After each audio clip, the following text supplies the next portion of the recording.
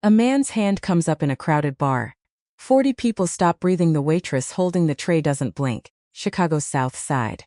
The lake wind cuts down the side streets like it's running from something. Inside, 30 years of spilled whiskey soaked into the floorboards. The lights stay low. Not because it's romantic. Because nobody in here wants to see anybody's face too clearly. 5 months she's carried trays through this room. 5 months and not one person could describe her. That was the whole point. But tonight there's a man in the corner booth who has never set foot in this place. Back to the wall. Eyes on the door, the habit of someone who's had people come for him before. He isn't watching his son, he's watching her glass tips. An elbow swings. Slow, the slowness of a man who has never once paid for it. She doesn't flinch. 2 cents later. The bar smelled like old wood and older mistakes. Not the neon Budweiser sign flickering in the window. Not the cracked leather bar stools or the jukebox in the corner that only played songs from before 1987. The smell hit you first. Decades of spilled whiskey, soaked into floorboards.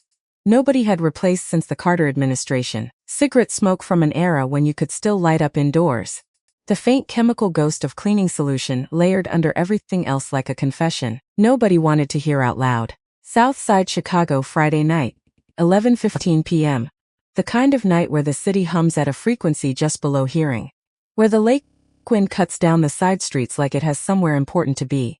Where the lights in a bar like this stay dim not because it's romantic, but because nobody wants to see each other that clearly. Nora Caffrey had been working this bar for 5 months. And in 5 months she had learned 3 things regulars thought to notice. First, the second bar stool from the left had a wobble. The kind that sent a glass tipping if someone leaned wrong. Regulars knew to avoid it. First-timers didn't. Nora always watched which one a newcomer chose. Second, the speaker above the back booth was wired wrong. Music came out half a second delayed. Which meant in that booth if you spoke at normal volume during a song, nobody at the bar could hear you clearly. The acoustics ate your words whole. Third, from the service station near the kitchen window, if you stood at a precise angle left foot forward, wait slightly back, you could see the reflections of the entire room in the glass of the framed 1985 Chicago Bears photo on the far wall. Every table, every face, every door. Without appearing to look at any of them 5 months. And nobody had noticed that about her either. That was the point. She moved through the room the way water moves through old pipes. Not gracefully, not dramatically, just efficiently. Taking the path that existed, not the one that looked good.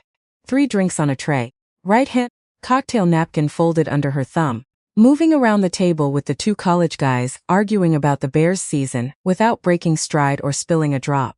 Her hair pulled back brown, almost black under the bar lights. A few strands loose at her temples because she'd been on shift 4 hours already. Her jacket, the black one all anchor and rail staff wore, was 1 size too big across the shoulders. She'd asked for a smaller one when she started. The owner, a red-faced Irishman named Donnelly who smelled permanently of Guinness, had handed her this one and said, "It's what we've got."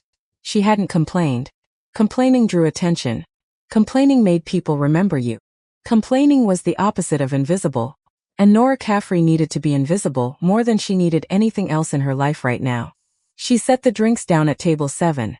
2 Millers and a gin and tonic. The guy with the Miller on the left was on his 4th. She'd been tracking. The one on the right was on his 2nd but drinking faster. The woman across from them's nursing the gin and tonic watched the door every 90 seconds. Waiting for someone. Or hoping someone didn't show up. Nora had learned not to wonder which.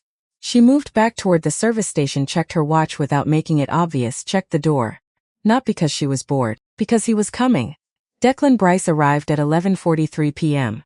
Nora knew the exact time because she coned down it for 5 months. She'd built the profile slowly. The way you build anything worth building, one piece at a time. Without rushing. Without letting the picture form too quickly. Because a picture formed too quickly is just a guess wearing the clothes of a conclusion. She'd started with public records. Business filings. Property tax assessment. Then the secondary layer, social media belonging to people adjacent to him. Not to him directly, because Declan Bryce had no social media. Which was itself a data point. Then the tertiary layer, the pattern of where he went, when he went, how long he stayed, who he brought. Friday nights, the anchor and rail. 11:30 to 1 a.m., give or take 15 minutes. Every 3rd Friday. She'd been there for 6 of them, watching from a distance, then closer, then working the room directly once she got the job. building the map of his habits the way a doctor builds a diagnosis through accumulation, not revelation. Tonight was the 7th, and night was different. She knew it the moment the door opened. He came in louder than usual, voice carrying before his body was fully through the entrance. Laughing at something one of his people had said, out's a laugh too large for the space, the kind that announces itself like a guest who expects applause. 5 men behind him, 2 she recognized as regular security. One was a younger guy she hadn't seen before, 20s nervous energy, trying to look like he belonged. One was a thick-necked man named Garrett, served as Declan's driver and occasional problem solver. And the fifth made Nora's internal calculations shift hard. Callum Bryce, the father. He wasn't supposed to be here tonight. She'd never seen him at the Anchor and Rail in 6 Fridays.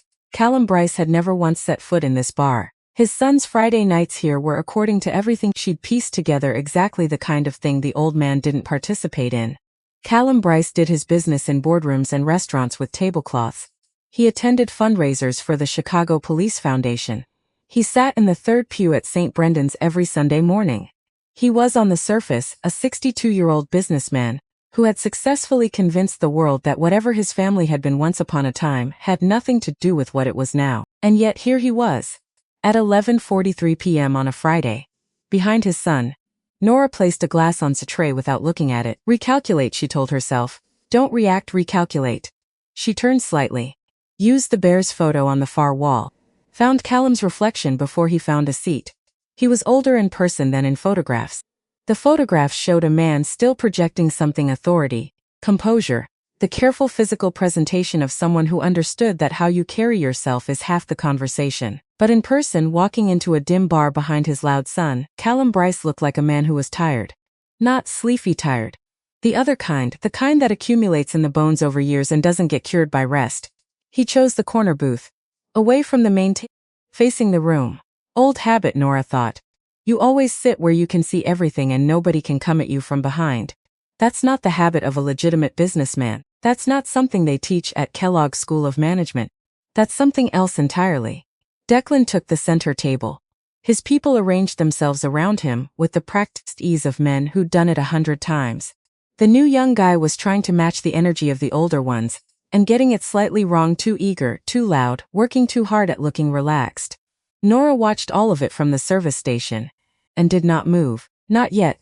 The first 40 minutes were routine. She moved through her section. Tables 3, 4, 7, 9, 11. Refills. New orders. A woman at table 4 who wanted to change her order twice and apologized both times. 2 men at table 9 more on their phones than looking at each other, but they ordered a second round anyway. A birthday group at 11 getting progressively louder and progressively happier about it. She ran the routine the way she'd been running it for 5 months. Professionally invisible. Always aware. She delivered a round to the table next to Declan's group, close enough to hear, not so close as to be notable. Declan was telling a story. Something about a deal that had fallen through and why it was someone else's fault. His audience laughed when he paused for laughing. The new young guy laughed a half-second too late. Declan didn't appear to notice, Nora did. Garrett, the thick-necked driver, was on his second Jameson straight. The security men were pacing themselves, Coke with ice barely touched, professional, they were working. Declan was not. Declan was on his 4th bullet bourbon. Nora tracked it because it mattered. Declan Bryce, sober, was controlled. Deliberate. The kind of man who thought before he spoke and chose each word with the awareness that words were either currency or liability. She'd seen it in the earlier Fridays. Even in casual settings he kept something back. Kept a reserve. At 4 bourbons, the reserve started to thin. At 6, it was gone. She didn't know what happened at 6 yet. She was about to out. He called her over at 12:20. Not by name, he didn't know her name by snapping his fingers. Not at her specifically. Just at the direction of anyone serving in his vicinity. The kind of snap that says, whoever handles this area, come here. The kind of snap that doesn't occur to the person doing it as anything other than efficient. Nora crossed the room. Pulled the small order pad from her jacket pocket. Pen in her right hand. Another round, Declan said, not looking at her. Still mid-conversation with Garrett. Something about a property on the west side. Square footage. Renovation cost. Tell Tommy to actually put some bourbon in this one. Of course, Nora said. Same all around? Declan glanced at her then. Just a flicker. The kind of look that clocks someone as a functional presence rather than a person. Waitress, tool. Part of the environment, he said. And looked back at Garrett. She moved toward the bar. Collected the tray, watched Tommy pour, watched the room in the glass behind the bar. Callum Bryce in his corner booth was drinking slowly. He'd been nursing the same glass of something amber for 20 minutes. He was watching his son's table, but not the way a father watches a son having a good time. The way a man watches a situation he's not sure about. Something was off about tonight. She could feel it the way you feel weather before it arrives. The air pressure changes and your body registers it before your brain does. Some pre-rational alarm system that evolution built into the hardware before language existed. Before thought existed. Her body was ringing it now. She picked up the tray. Walked back toward the table. What happened next lasted 4 seconds. She would reconstruct it later. Walk through it in the methodical way she'd been trained to reconstruct event. Break it into frames. Label each one. Understand the sequence not as a blur but as a series of discrete moments that together constituted the whole later. In the moment it was 4 seconds. She was setting the drinks down, working from the left side of the table, moving right. First glass. Second. Her hand crossing the space above the table. The tray angled slightly. Declan moved. He turned back from Garrett, reaching for his phone on the table, and his elbow came up fast, careless. The elbow caught the edge of the tray. The tray tilted, a glass slit. Without thinking, her left hand came off the tray handle and caught the glass before it fell. 3 ounces of bourbons. Saved. She righted the tray, set the glass down, looked up. Declan was staring at her and something had changed in his face. She'd seen it before, rarely. But she recognized it. The expression of a man who has been in his mind made to look foolish in front of people watching him. Who has registered that a thing happened, and that his elbow caused it, and that the waitress caught it before he did. And who, rather than accepting this as the ordinary minor accident it was, has decided in the chemistry of 4 bourbons and ego and an audience to make it into something else. To make it her fault. Because that was easier. Watch what you're doing. His voice was flat. The flatness of controlled anger. The kind that hasn't decided yet how far it's going. Nora held her position. Tray against her hip. I apologize, she said. Neutral, professional. You almost dumped that whole tray on me. She had in fact saved the tray from dumping itself because his elbow struck it. But pointing that out was not part of the mission. The mission was be invisible. Be small, be forgettable. I apologize, she said again. The table had gone quiet. Garrett was looking at the middle distance the way people look when they want to be somewhere else. The new young guy was looking at Declan with the careful attention of someone trying to read the room and couldn't. Declan reached for the glass she'd saved. Drank, set it down, looked at her. And then his hand came up.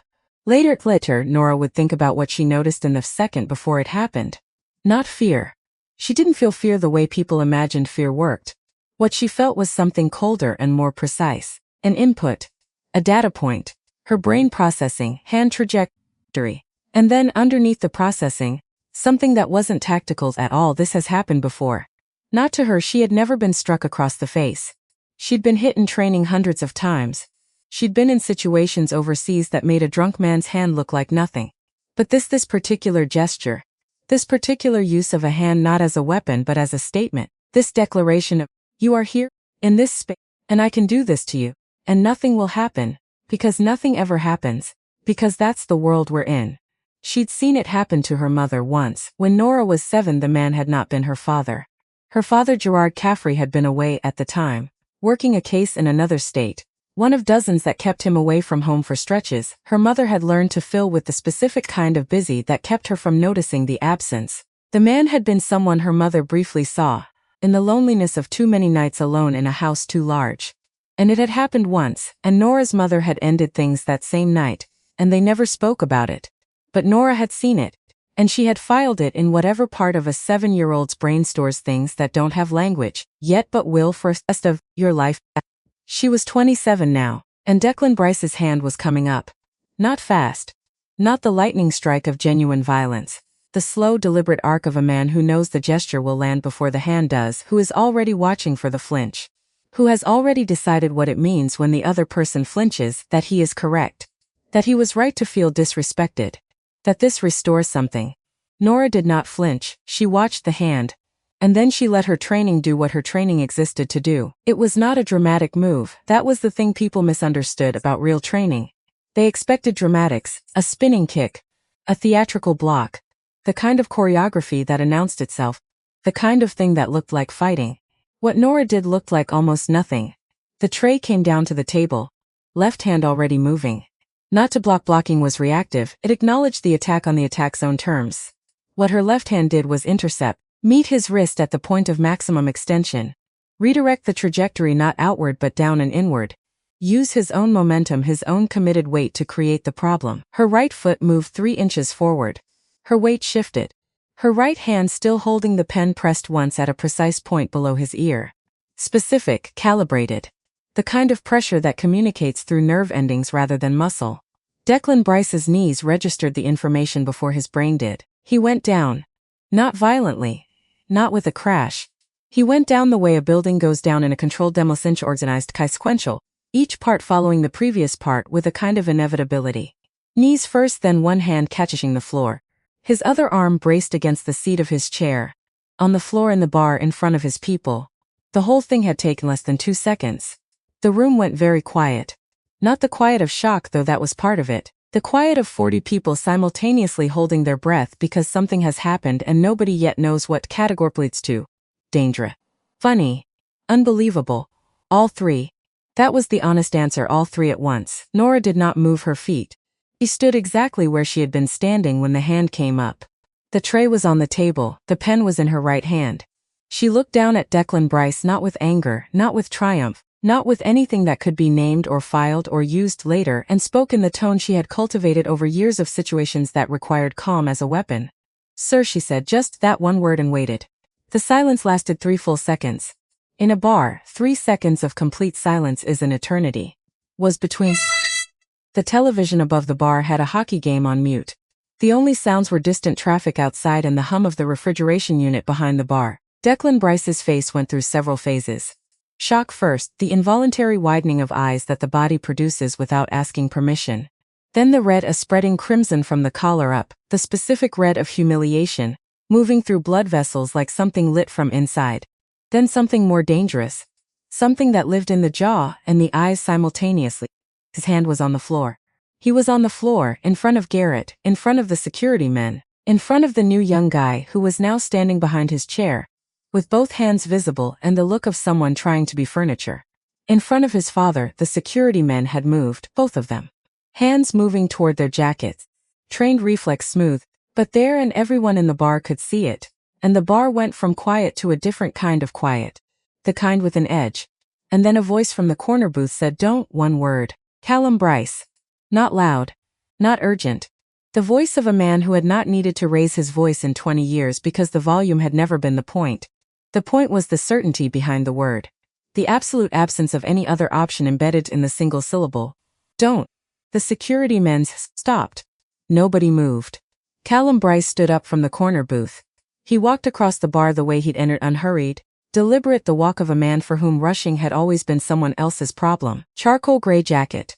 Open collar, silver hair combed back, the face of a man who had looked at worse things than this and decided what they meant.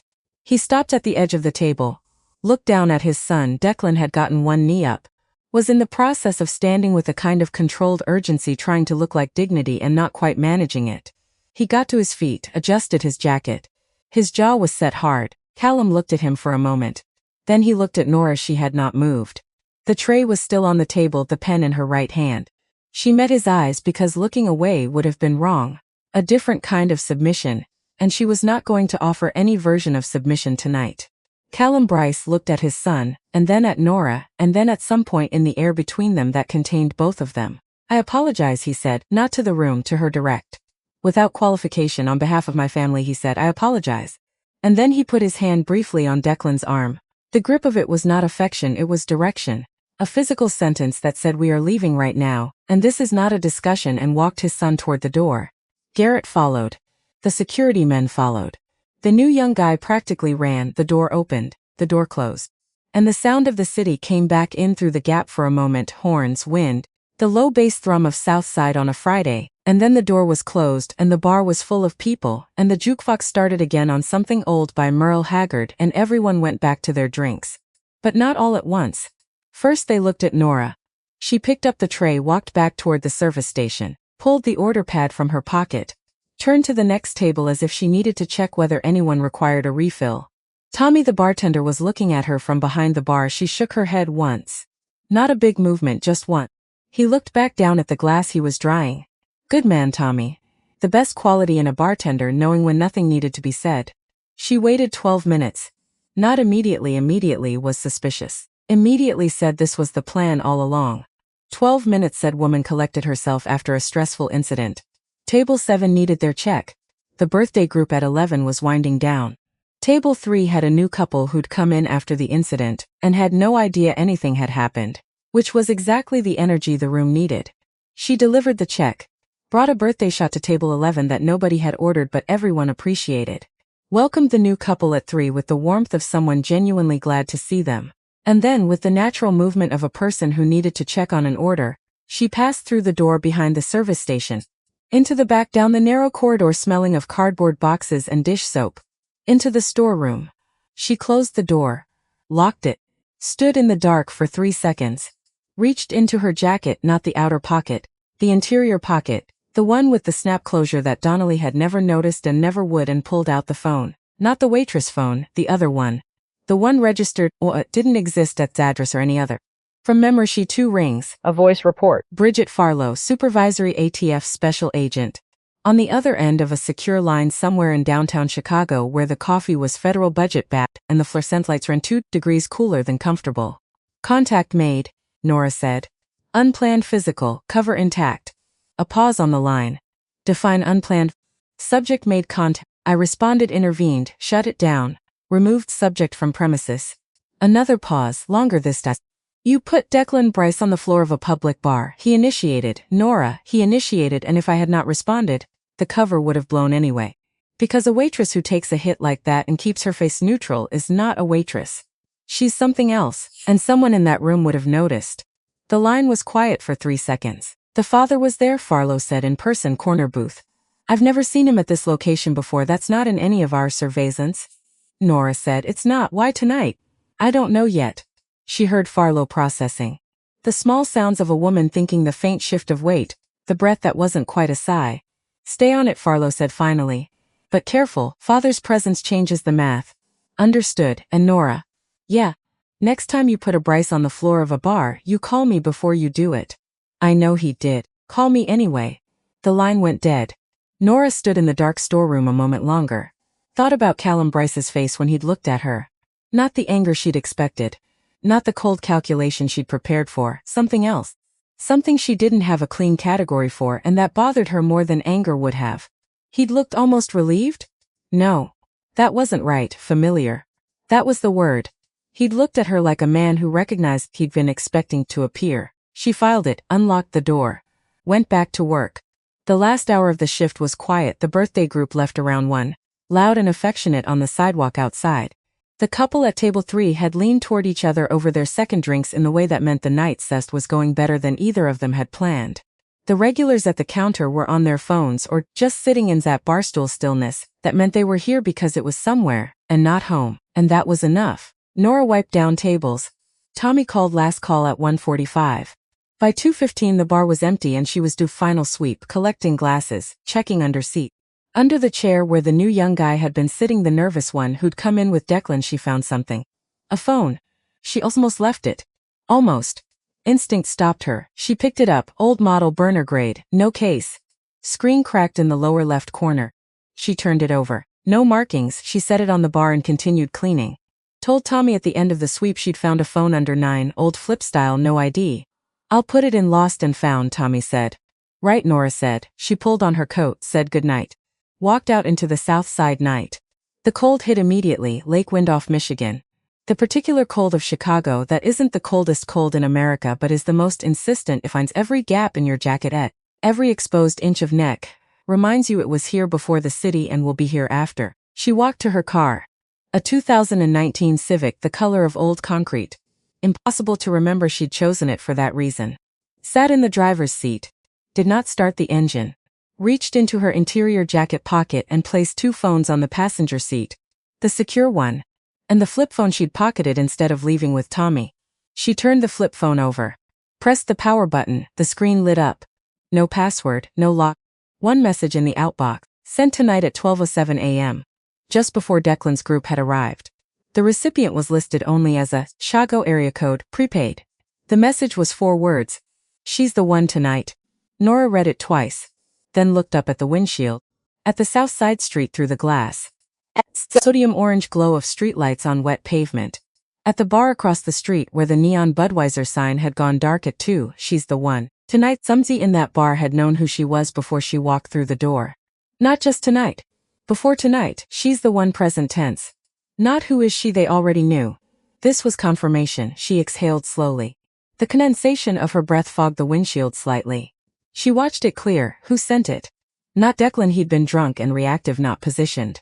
Not the security men they were watching the room, not the staff, not Garrett, the new young guy. The one who'd arrived for the first time tonight. The one whose nervous energy she'd read as someone new to the situation. Maybe she'd been reading right and wrong at the same time. New to the room. Not new to the assignment. 12:07. Before the incident, she had been marked before anything happened. Which meant her own phone vibrated, the secure one. Text. Unknown number. Routed through a resume she recognized as military-grade masking. Whoever sent this knew how to hide. She read it once. He knows who you are. She stared at the message. Declan? Callum? Somebody in the organization she hadn't mapped yet. She placed both phones in the interior pocket. Started the car. Pulled out into the empty street. Drove 3 blocks, stopped at a light. Thought about the message, the flip phone. Callum Bryce's face when he'd looked at her across the bar. Familiar. Like recognition. Like expectation fulfilled. The light changed. She drove. Her apartment was in Logan Square. 3rd floor of a building built in 1922, renovated badly in 1987, left mostly alone. The radiator in the bedroom made a sound like someone tapping on pipes 2 floors down. The kitchen window looked out over an alley. The front window had a view of the intersection and, if you leaned slightly, the L tracks 2 blocks north. She'd chosen it because it had 2 ways out, front door, fire escape from the kitchen window. She took the stairs rather than the elevator. The stairs let her hear the building, the elevator didn't. She unlocked her door. Pushed it open. Reached for the light switch, stopped. The light in the kitchen. She'd left it off. It was on. She stepped back from the doorway in the same motion. Back against the hallway wall. Hand going to the inside of her jacket. The Glock 19 secured in a holster she'd adjusted so many times over 2 years it had become part of how she moved, natural as a pocket. She held it down and to the side. Listened, the building, the radiator somewhere below.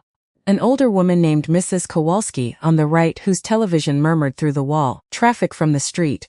Nothing from inside her apartment. She counted to nothing. She entered low and fast, moving right from the doorway. Never center. Center was where you were expected, sweeping left. Kitchen, clear. Living room. Clear. Bedroom door open. Bathroom cleared from the doorway. Bedroom itself, clear. She stood in the middle of her own apartment, with the Glock held at her side, and her breathing deliberate and measured. 4 counts in, 4 counts out. The rhythm of combat-trained calm her body went to now automatically. Nobody here, but someone had been. The kitchen light. A message. I was here, I can get in? Not I am here. If this was meant to be immediate violence, she'd be dead or they'd be waiting. This was, I was here, I can get in. And on the kitchen counter, an envelope. White. No marking on the outside. The flap her just tucked. She holstered the Glock. Pulled gloves from her jacket pocket. She kept them there, had for years, second nature, and ticked up the envelope inside. 3 photographs, printed on regular photo paper. Not professional quality, the kind you printed at a pharmacy kiosk. The first photograph, her father. Gerard Caffrey. In uniform, she recognized the photo. It was from his U.S. Marshal's service ID taken 3 years before he died. He was 44 in this photo. He looked younger than 44 because he had the quality of men who stayed in motion, the kind of face that doesn't get the chance to settle into age, because there's always somewhere to go. Something to lift. Something to carry. She had this photo. Had it on her phone. In a folder labeled with a series of numbers that meant nothing to anyone else. She looked at it sometimes. But someone had printed it and put it in an envelope in her apartment. The second photograph, a building. She recognized it immediately. Bryce & Sons Chop House, the flagship, North Michigan Avenue. She'd driven past it a dozen times. The photograph was a simple exterior shot, daytime. The third photograph, a sheet of paper with handwriting on it. Small, careful, deliberate. The writing of someone trained to write clearly and who had not lost the habit. A name, an address, a date. The date was 7 years ago. The address was a street in Bridgeport. The name was not one she recognized. But at the bottom of the handwritten sheet, in the same careful writing, a single, "This is where your father was going the night he died. This is who he was meeting, start here." Nora stood in her kitchen with her gloves on and looked at that line for a long time. The radiator tapped. Kowalski's television murmured. The L ran 2 blocks north, the sound of it passing like something large drawing a breath and releasing it. She set the photographs back in the envelope. Set the envelope on the counter, took off the gloves. Stood very still. In the operational files she'd built over 2 years, kept on an encrypted drive in a safe bolted inside her closet wall, there was a record of where Gerard Caffrey had been going the night he died. She'd reconstructed it from the official report, which said, routine no destination log, victim's vehicle struck by unidentified driver, deceased. From her own sources, she'd built a different picture. She knew he'd been heading somewhere with intention that night. She knew it from call logs his partner had described off the record, years later at a bar where the partner had drunk it too much and said too much and the next day claimed to remember nothing. She'd never been able to pin down where, who now someone was handing it to her. In her kitchen. After a night where everything had been different in ways she didn't fully understand yet, she sat down at the kitchen table. Opened her laptop. Began. She worked until 5:30 in the morning. The name on the handwritten sheet, she ran it through every database she had access to, which was more than she was supposed to have access to, but that was a conversation for another day. It took 40 minutes to find what she was looking for. The name was an alias. The alias connected, through a 3 steps she'd learned to follow without getting impatient, to a real person. A man who had been 7 years ago what the records called an independent contractor for a private security firm that had since dissolved. In plain English, a fixer. She dug into the private security firm. Dissolved 18 months after Gerard Caffrey's death. Bankruptcy, officially. 3 employees listed. The fixer was one, the other 2 she cross-referenced. One was dead, accent. The other was in Florida, under a name that was also not his original name. She put that thread aside. Saved it, marked it for later. She turned to the address. Bridgeport, Southside neighborhood. Historically Irish-American. The kind of place where families had lived for 3 and 4 generations, in the same houses. The address on the sheet was a specific house on a specific block. She pulled the property records. Owned 7 years. When she traced it carefully, one step at a time led to another holding company, which led to a name, which was not the name she'd expected. Walter Greer. She stopped. Sat back. 32 years on the Chicago PD. Retired with commendation. A photograph from a Tribune archive in 2003 showed a man in his mid-40s in dress uniform at a ceremony, strong jaw, the kind of gray that started early, eyes that looked like they found most things faintly disappointing but were too professional to say so. She knew the name from the case file. Walter Greer had been the detective who'd caught the Gerard Caffrey case. The detective who had filed it. Who had classified it as a traffic accident. Who had closed it inside of 3 weeks. She'd known about Greer. Had him in her files as a person of interest, a man who had made a professional decision that foreclosed the investigation before it could begin. She'd never been able to place him closer to the Bryce organization than that. He had retired cleanly. His financials showed nothing dramatic. He lived in the same house in Edison Park he'd bought in 1998. He drove a 6-year-old Ford. He coached youth baseball in the summers. A property in Bridgeport. A holding company in his name. At the address where her father had been going the night he died. Hats were still the keyboard. Walter Greer had owned the property. Gerard Caffrey had been going to that property.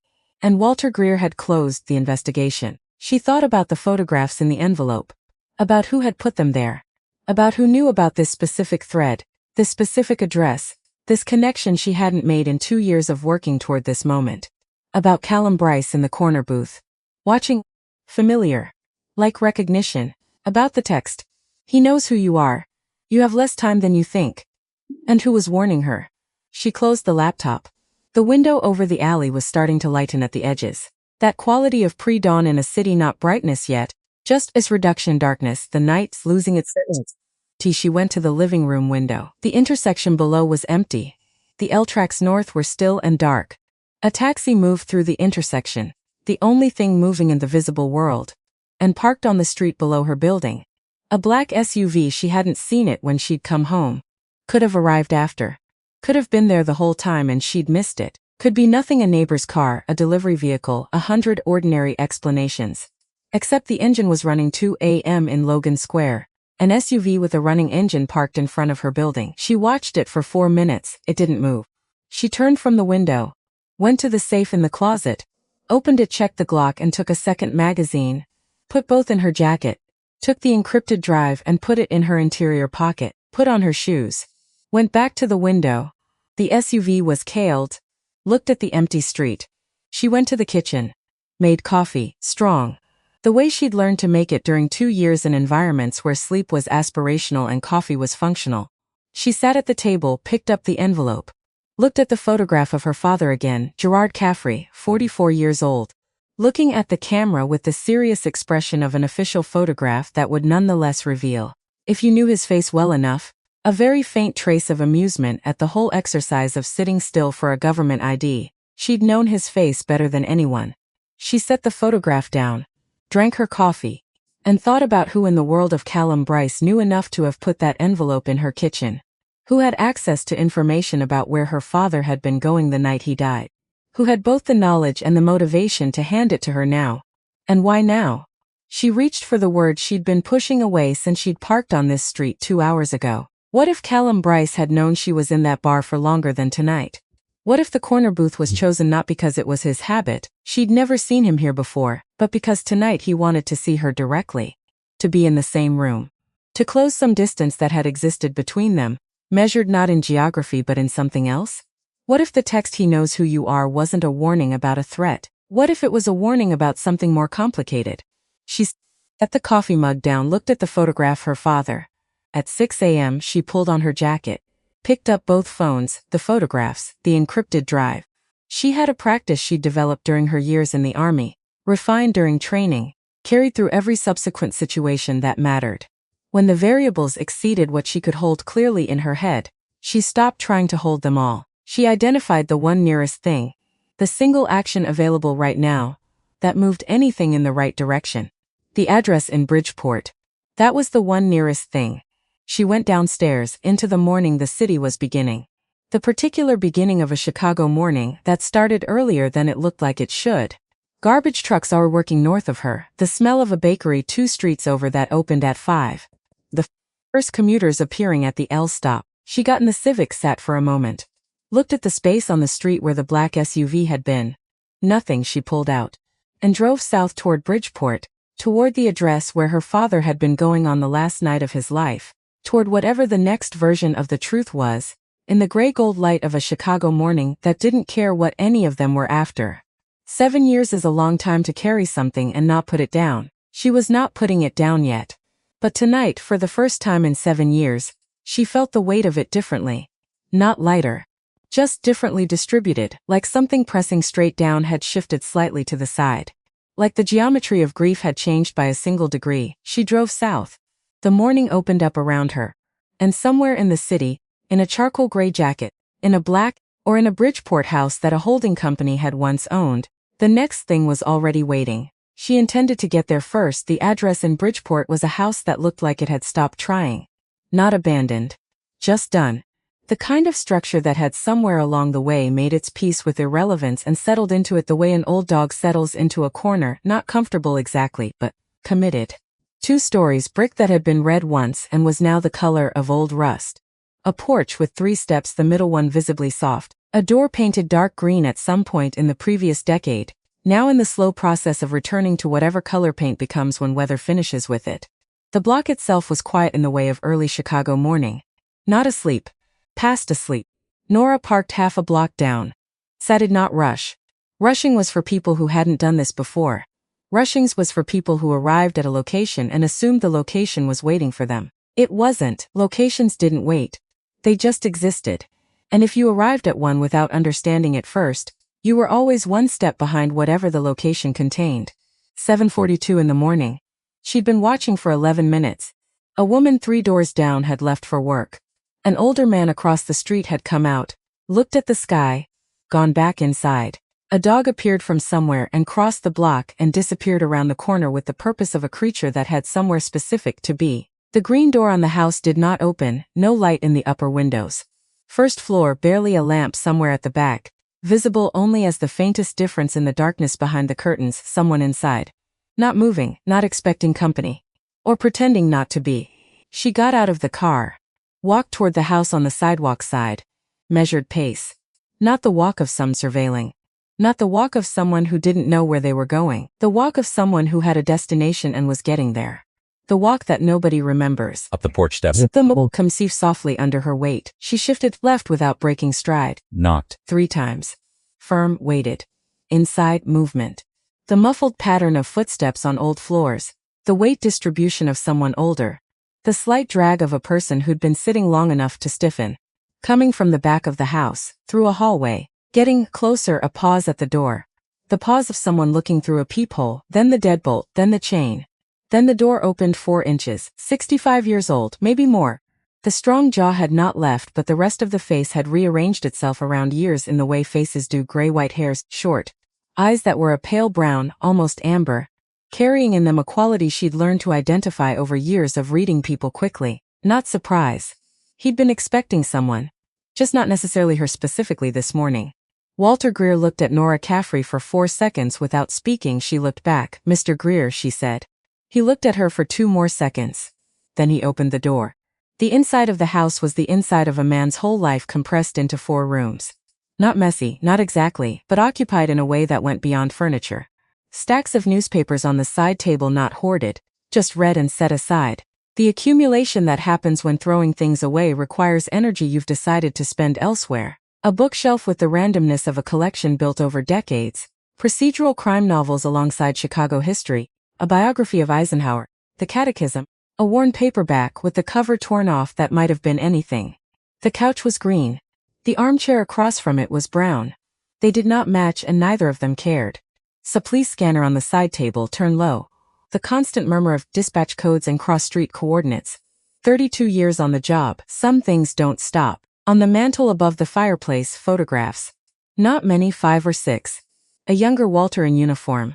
A woman who might have been a wife, children at various ages. And one turned slightly away from the room. She couldn't see it clearly, but she noted the position. Things turned away from rooms were turned that way for reasons. Walter came back from the kitchen with 2 mugs, set them on the coffee table, sat in the brown armchair, looked up at her. She sat on the couch. Neither of them reached for the coffee yet. "You look like him," Walter said. She'd been told this before. Mostly by people who'd known her father slightly, the way colleagues know each other across large institutions. They always said it with mild wistfulness. Interesting fact, not much attached to it. Walter said it differently. The way a man says something he's been holding for a long time and has finally set down. "The eyes," he said. "I know," she said, the scanner murmured. Outside, the neighborhood had started another layer of morning sounds. A school bus somewhere. A car that needed its exhaust looked at. "How long have you known I was at the Anchor?" she asked. Walter picked up his coffee, held it. 3 months. 3 months. She'd been there 5. "Who told you?" He looked at the coffee. "I have people I still talk to. On the job, not official. Just people." He looked up. When a woman with your background shows up working a bar 2 miles from Bryce's primary territory, it gets noticed by people who knows its things. "And you didn't tell?" "And no," he said. "I didn't." She studied his face. The amber eyes, the jaw. The quality of a man holding himself in a posture of accountability, not performing it, not reaching for it, just sitting inside it the way you sit inside something heavy. "The envelope in my apartment," she said. Walter nodded. "The address, the photographs." "Yes, you put them there. I had someone I trust." He set the mug down. "I wasn't sure you'd come here. But I thought you might." "Why now?" she asked. "Why not 2 months ago?" 3 months ago. Because Walterson stopped. Started again. Because last night changed something. Callum being at the bar. Declan and what happened. That wasn't the plan. Callum doesn't go to that bar. That he went last night means something moved. Something is accelerating. And if it's accelerating, you don't have the time I thought you had. Accelerating. What's accelerating?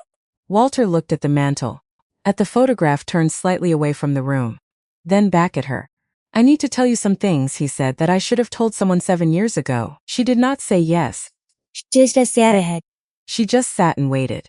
And Walter Greer, 65 years old, 32 years on the Chicago PD, conciliar to Callum Bryce, looked at the daughter of the man whose case he had closed wrong, and began. 7 years ago. The name on the handwritten sheet, the alias she'd traced to a fixer, was a man who no longer existed. Not dead, just thoroughly gone. But 7 years ago he had been a functional member of the Bryce organization's outer ring, not a soldier.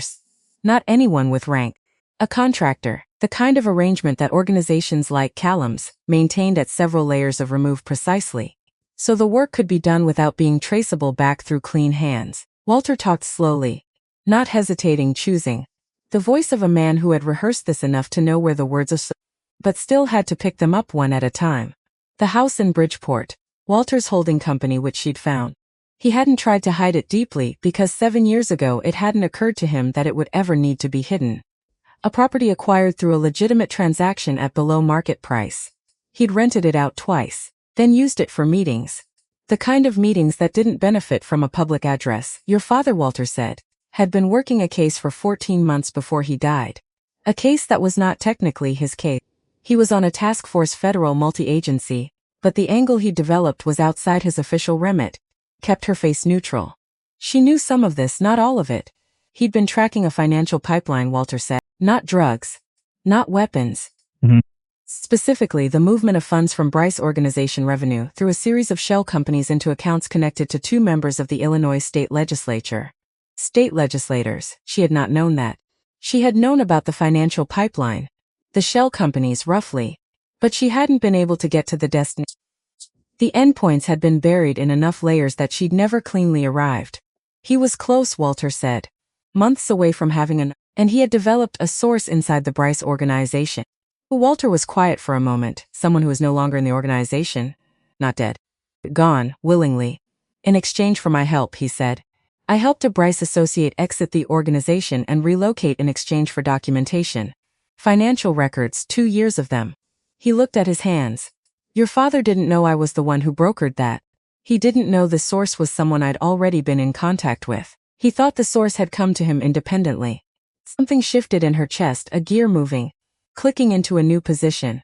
You were running a parallel operation, she said. I was, yes. I was trying to build the same case he was building, separately. Because I didn't trust the task force. He looked up.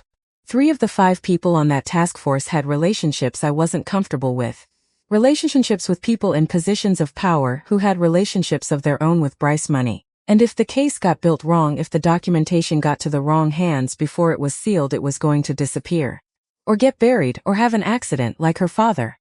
The words sat in the room between them without being said. The Bridgeport house, she said. Your father figured out the address, not from me. From his own work he was good. He was genuinely good. He'd cross-referenced property records with a partial description the source had given him. He came to the address and called ahead. Left a message on the line I had at the property. And Walter's jaw moved. Someone else had that line tapped, he said. Someone I didn't know about. Someone who was inside my operation in a way I hadn't detected. She went very still. Not because it was surprising. Because she was doing the calculation in real time and the calculation was arriving at an answer that had a name. Declan, she said. Walter nodded. Declan Bryce was 28 years old, he said. He'd been inside the organization formally for 3 years by then. He was not yet underboss, that came later. But he was already running certain operations that Callum thought were being handled by people 2 levels up. Callum didn't know how much Declan had already positioned himself. Declan had someone inside your parallel operation. The same source I was using. He got to him first. Or simultaneously, through a different approach. I don't know the exact sequence. What I know is that when your father left that message on the Bridgeport line, someone told Declan, within the hour. The room felt smaller than it had when she walked in. Declan ordered the hit on my father, she said. She'd known this since the early hours of the morning. The laptop, the documentation she'd decoded. But knowing from records and hearing a human being confirm it were 2 different countries with the same name. Yes, Walter said. Without Callum's knowledge. Yes, a pause. Callum did not know. I want to be very precise about that. Because what happened after is also something Callum has to answer for. The order itself? That was Declan. 28 years old. Making a decision about a United States Marshal's life without asking his father. Without asking anyone. He looked at the scanner on the side table. The murmur of dispatch codes. The geography of the city in shorthand. You closed the case, she said. Yes. You classified it as a traffic accident. Yes. Why? And here was the thing she'd been waiting for. The thing that had kept her up at nights in the 2 years of building toward this moment. Not just who and not just how, but why. Why had a detective who had, by all available evidence, been building the same case as her father who had been working toward same truth? Why had he turned around and buried it? Walter held his coffee mug in both hands. Because on the night your father died, I had two things in front of me. The documentation I'd been building. 14 months of financial records, property transactions, shell company trails. Enough to begin a real case. Not enough to finish one. And the second to me. Walter said it quietly. The morning after, he came to this house. He sat where you're sitting now, and he explained to me, in the very calm and specific way that Declan Bryce explains things, what would happen to my family if I opened the investigation and pursued it. The room was very quiet. He had information about my son, Walter said.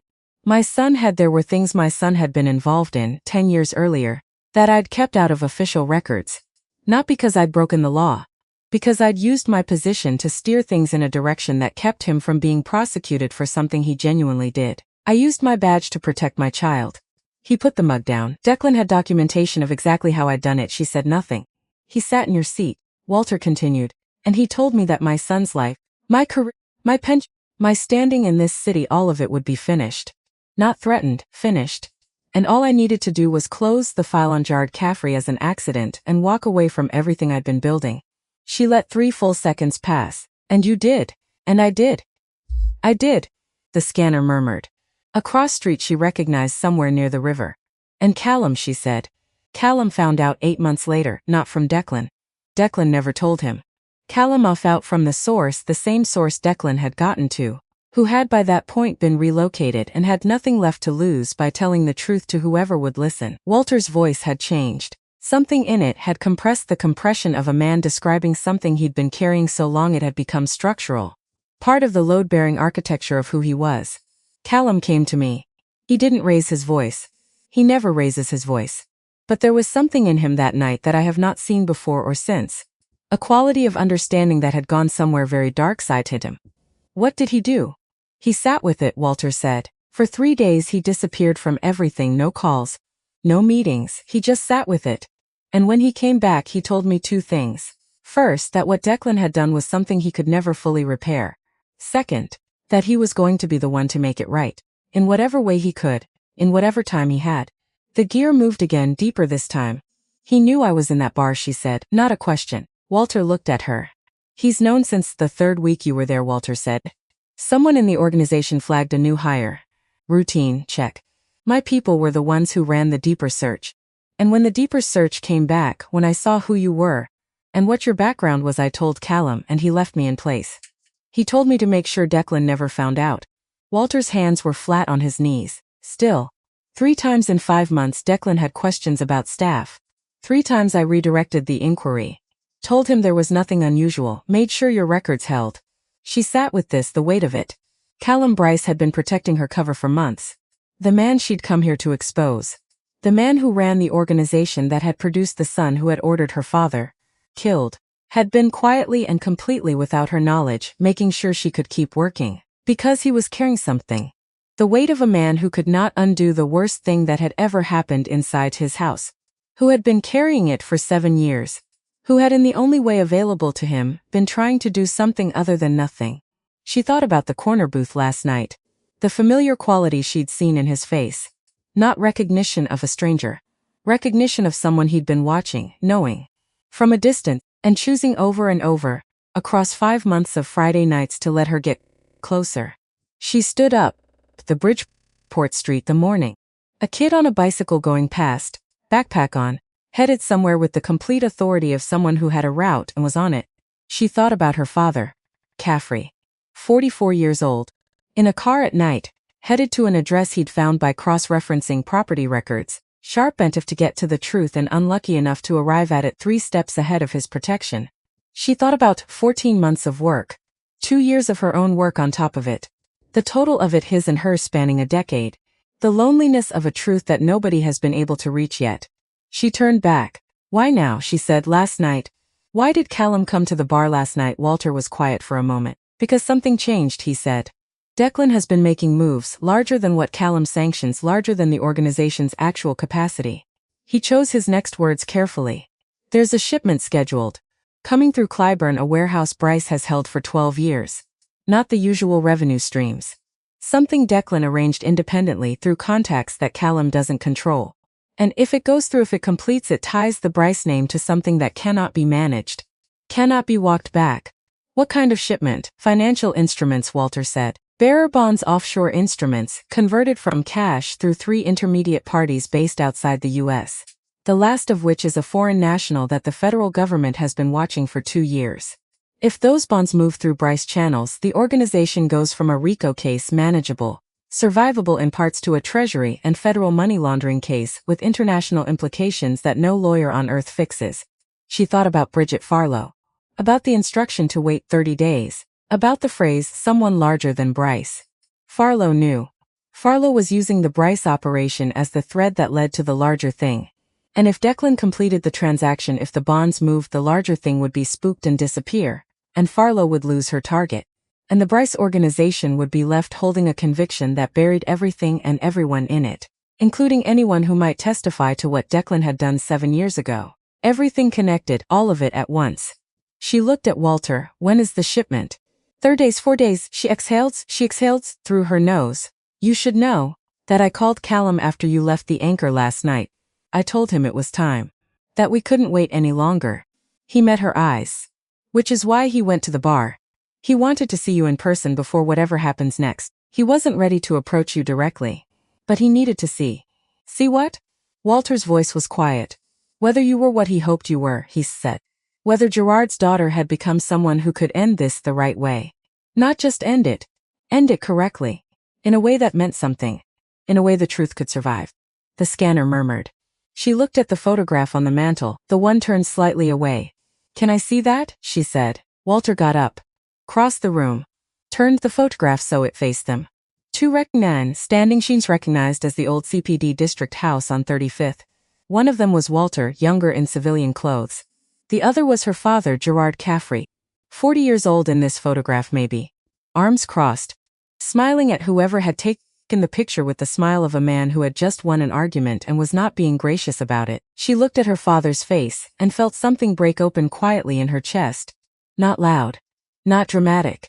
The giving way of something that had been held too long and now, in the presence of undeniable truth, had finally been permitted to let go of its own shape. She breathed through it. I need access to Declan's Thursday operation, she said. Her voice was steady. It always was steady. I need location. Personnel. Walter nodded. I can get you that. And I need to meet Callum Bryce, she said. Not in a bar. Not with witnesses, direct in person, just the 2 of us. Walter studied her. That's not a simple thing to arrange without Declan finding out. I didn't say it was simple. I said I need it. Walter was quiet for a long moment. All right, he said. Give me 24 hours. She picked up her jacket. One more thing. The source. The one you were running. The one Declan got to. Yes, where is he now? Florida, he said. Under a name you won't find easily. But I know it. If it comes to a trial, will he testify? The question sat in the air between them. Walter Greer, 65 years old, looked at the photograph of himself and Gerard Caffrey standing outside the 35th Street District House. His jaw worked slightly. I'll make the call, he said. She left. She drove 3 blocks before she pulled over. Not because she needed, because her hands needed one moment of not being on a steering wheel. She put the car in park. Let the engine run. Put both hands flat on her thighs. Breathe in, out. Walter Greer had been her father's shadow investigation and the shadow of his shadow investigation and the man who had buried it. And the man who had been living with that burial for 7 years. All of those things simultaneously. Not simple cowardice. Not simple cowardice. The complicated thing, the human thing, a man protecting his son the way Callum Bryce had tried to protect his son, making a decision in a moment of compressed terror, and then having to carry that decision for the rest of his life, never being able to make it right because the only way to make it right required destroying himself. Until now. Until the geometry had shifted enough that the cost of silence finally exceeded the cost of speech. She put the car in drive. She was 2 blocks from her apartment when the phone rang. Not the secure phone. The Waitress phone. The number in the Anchor and Rail employee records. The number that, as far as the world was concerned, belonged to a woman named Nora Caffrey who had no particular background and had shown up at a South Side bar 5 months ago looking for shifts. Unknown number, she answered. Miss Caffrey. A voice she had not heard before, male, older. The accent of someone who had grown up in Chicago so long ago that the Chicago in the voice was the Chicago of a different era, the flatness and depth of the city's working-class Irish-American cadence from 40 or 50 years back, not performed just there. Like something you couldn't wash out. Who is this, she said. My name is Declan Bryce. She felt the temperature of the car change. Not literally, but some thermometric of her body alert dropping in a different gear. Mr. Bryce, her voice, steady even. I wanted to call personally to apologize for last night. The apology landed wrong. Not in tone, the tone was precise correct, which was itself the problem. Declan's voice had the smoothness of a man who had long since learned to use the correct words in the correct sequence as a mechanism of control, not remorse navigation. That's not necessary, she said. I appreciate the call. My father was very clear with me this morning that my behavior was unacceptable. He's right. I had too much to drink and I behaved badly. And someone in your position, a small pause, a young woman working a late shift. You shouldn't have to deal with that. From anyone. Someone in your position, she filed the phrase. I understand, she said. Thank you for calling. I'd also like to, if you'd allow it, make it up to you. Professionally. Another pause. My family has several business interests in the city. My father mentioned that you'd handled a difficult situation with a great deal of composure.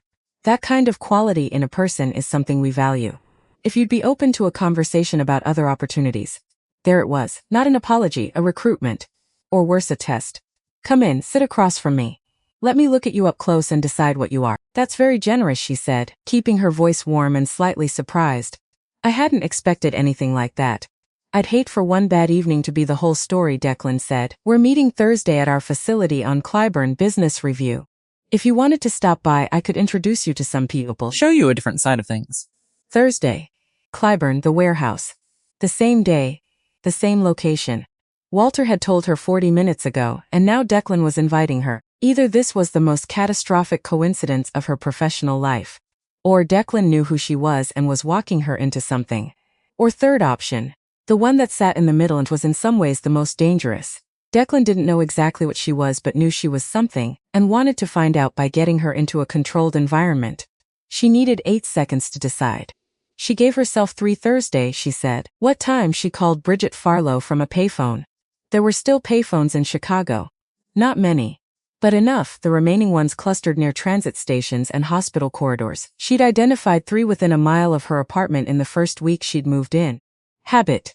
She dialed. Farlow answered on the second ring. Bearer bonds. Nora said. Clyburn Warehouse. Thursday. Declan Bryce personally handling the transaction with a foreign national that you've been watching for 2 years. Silence. Not the silence of surprise, the silence of confirmation. How did you? Farlow started. Declan just invited me to the facility for a business review. Thursday, same day. The silence was longer this time. Different quality, Farlow thinking. The thinking of a senior agent recalculating. That's not possible, Farlow said. There's no way he knows what you are. He doesn't. I don't think. He's running a recruitment. He saw what happened last night and he wants to know what I'm made of. Pull me in. Put me in a controlled environment. Evaluate me. Or he's running a termination, Farlow said flatly. Pull you in, find out what you know, clean up. If he wanted that, he'd have done it last night, or someone to my apartment. He called and apologized. He's curious, not threatened. You can't know it. I'm assessing it. There's a difference. There is a You told him yes, Farlow said. Not a question. I told yes, the sound of Farlow exhaling. The exhale of a supervisor who had learned over her career that the agents who got results were also the agents who gave her the most headaches, and that these two facts were not unrelated. I need you to understand something, Farlow said. The foreign national. The one running the bond conversion through the Bryce pipeline. If Declan's Thursday transaction goes through, this man is gone.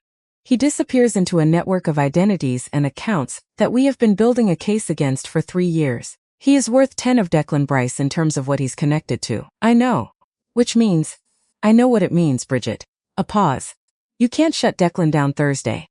Not in a way that spoils the larger operation I need the transactions to initiate. I need it to get far enough that we have documented evidence of the foreign national's direct participation. And then we can move. Nora stood at the payphone. The blue line station behind her. The morning commute in full effect, people moving past in the focused blur of transit-oriented motion. You want me to walk into a Bryce facility? Attend whatever Thursday meeting Declan has. Let the transaction start and not interferes. I want you to be as an observer, as a documented ATF presence, so that when we move we have a clean chain. And if Declan has made me, then you're in a Bryce facility, Farlow said. And you call for extraction and we pull you out. That's not a plan. That's a hope. Welcome to federal law enforcement. Can you do it? She thought about Thursday. About Clyburn. About walking into a warehouse knowing what was going to happen inside it, with a man who might be recruiting her or might be evaluating her for something much less survivable. She thought about Walter Greer. About 3 days. About a case built for 7 years, through multiple parallel efforts, that had never quite reached the point where the truth had enough weight to land. She thought about her father. Yes, she said, be careful, I will, and Nora. Yeah, I mean that. Be careful, not just operationally. She hung up. Stewed at the payphone for one moment. Thought Farlow knows something else. Something she didn't say. The pause before be careful was too specific. Too weighted with something she'd chosen not to put in words. She filed it. Walked back to the car. 4 days. The next 24 hours looked like nothing from the outside. She slept 4 hours. Woke at noon, made coffee. Opened the encrypted laptop and worked. The shell companies, the financial pipeline. She had documentation going back 2 years, her own accumulation, supplemented by available public records. But Walter's confirmation of the state legislators shifted the architecture of what she was looking at. She restructured the map. Not starting over. Reconfiguring it around new information the way you adjust a route when you learn a road has a turn you hadn't mapped. 3 hours of work. One of the 2 legislators she could get to within high probability. A name she recognized from Chicago political coverage. A man with a long record of supporting infrastructure legislation that, in retrospect, when mapped against property records, Bryce Organization Holdings had an interesting relationship with which projects got funded. Not proof. Not yet. But close enough that a real investigation would get there inside of 3 months if directed correctly. She saved the file, encrypted it separately. Then she looked up Clyburn the Warehouse, a facility Bryce & Sons had held on paper since 2012. Operating as commercial storage, legitimate tenants, legitimate lease agreements, legitimate comings and goings of trucks and pallets, that a casual observer would have zero reason to question. She'd driven past it once in month 2, as part of her general geography of Bryce Holdings. It was significant now. She built a physical map of the block, the surrounding streets, points of entry and exit. The buildings adjacent, an auto body shop to the north operating in the same family for 30 years, a dry goods distribution company to the south that kept predictable hours. She marked the fire exits on the warehouse schematics from city permit records. Marked the load dock, the secondary entrance on the east side. Then she stopped, put the laptop aside, sat at the kitchen table. Thought about what walking into Thursday actually meant. Not tactically she could prepare. She'd prepared for worse in contexts where the stakes were somebody else's country and the rules were different. She thought about what it meant in a different sense. Walking into a facility knowing that her objective was not to stop the transaction. Knowing that for Farlow's operation to work, the transaction had to start. Knowing that she was going to be in the same room or near the same room as whatever Declan Bryce had arranged. And her job was to witness it and document it and not move. The thing she'd come to Chicago to prevent. And be told to let it begin. She thought about her father. Would he have done it? He was a procedural man. She'd understood that even as a child, the quality of someone who believed in the system not naively but practically. Not because systems were always right, but because the alternative to systems was people deciding alone what the right things, and people deciding alone almost always got it wrong in ways that compounded. The error that one person makes becomes the foundation the next person builds on.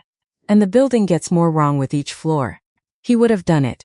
Because the larger case, the foreign national, the financial network, the thing Farlow was 3 years into, that case would save more than justice for one marshal. That case would prevent ongoing harm at a scale that one family's grief couldn't outweigh. He would have hated it. But he would have done it. She picked up the laptop again, opened a new file, started building what she would need for Thursday. Tuesday passed. Wednesday was the day Walter called. She answered on the first ring. Tomorrow night, he said. 8 p.m., Bryce & Sons main office, North Michigan Avenue. The restaurant closes at 9 on Wednesdays. Callum will be there after close. Alone. I'll make sure the security roach leaves the 3rd floor clear. Who else knows about this meeting? No one. Not on my end. Will Callum have told anyone? A pause. I asked him specifically not to. I believe him. She thought about whether believing Callum Bryce was a reasonable thing to do. Decided that at this point, given everything she'd already accepted, it was at minimum no less reasonable than anything else she'd chosen to believe this week. I'll be there at 8, she said. There's a service entrance on the building's east side. Loading dock. The code is 6734. It hasn't changed in 2 years, all right, Nora? Yes. He was quiet for a moment, and in the quality of the quiet she could hear something she hadn't expected from Walter Greer. Not hesitation, something older than hesitation. The sound of a man standing very close to the edge of something he'd been approaching for a long time. Whatever happens after, he said, I want you to know that I was wrong. 7 years ago. I made a decision that I have not been able to stand behind for a single day since I made it, and I understand that knowing that doesn't give you anything back. It doesn't give him back another beat. I just needed you to know that I know it. She held the phone, she said, I know, and hung up. Stood in the kitchen, the radiator trap. Miss Kowalski's television murmured. She looked at the photograph of her father on the table. Then she put it faced. Not away, not in a drawer, just face down. Because she needed the next 36 hours to be something other than about grief. They needed to be about forward motion. And she could not look at his face and forward simultaneously. Not right now. Later she would turn it back. But not yet. Wednesday evening. She parked on a side street off Michigan Avenue and walked the rest of the way. Bryce & Son's Choff House occupied the ground floor and mezzanine of a building on North Michigan that had been there since the 70s. The exterior was understated in the way of establishments that had decided decades ago they didn't need to advertise because the people they served already knew. Dark brick. Modest signage. The kind of restaurant where tables had actual tablecloths and the lighting made everyone look like they were having the best evening of their lives. Closed now. But she could see through the glass that the dining room was being reset for tomorrow's staff, moving with the quiet efficiency of end service. She went to the east side of the building, loading dock, steel door, keypad, 6734. The lock clicked. She pulled the door open and stepped into the service corridor. Concrete floor, fluorescent lighting on motion sensors. She moved quickly, stairwell at the end of the corridor, she took it. Second floor mezzanine, faint clinking of glassware being sorted. Third floor. The stairwell door opened onto a hallway with carpet, wood paneling. The aesthetic shift was immediate and deliberate. The building's bones were practical, but the Bryce floors were the floors of a man who had made a point of surrounding himself with things that communicated permanence. The door at the end of the hallway had a line of light under it. She knocked. Come in. Callum Bryce was standing at the window.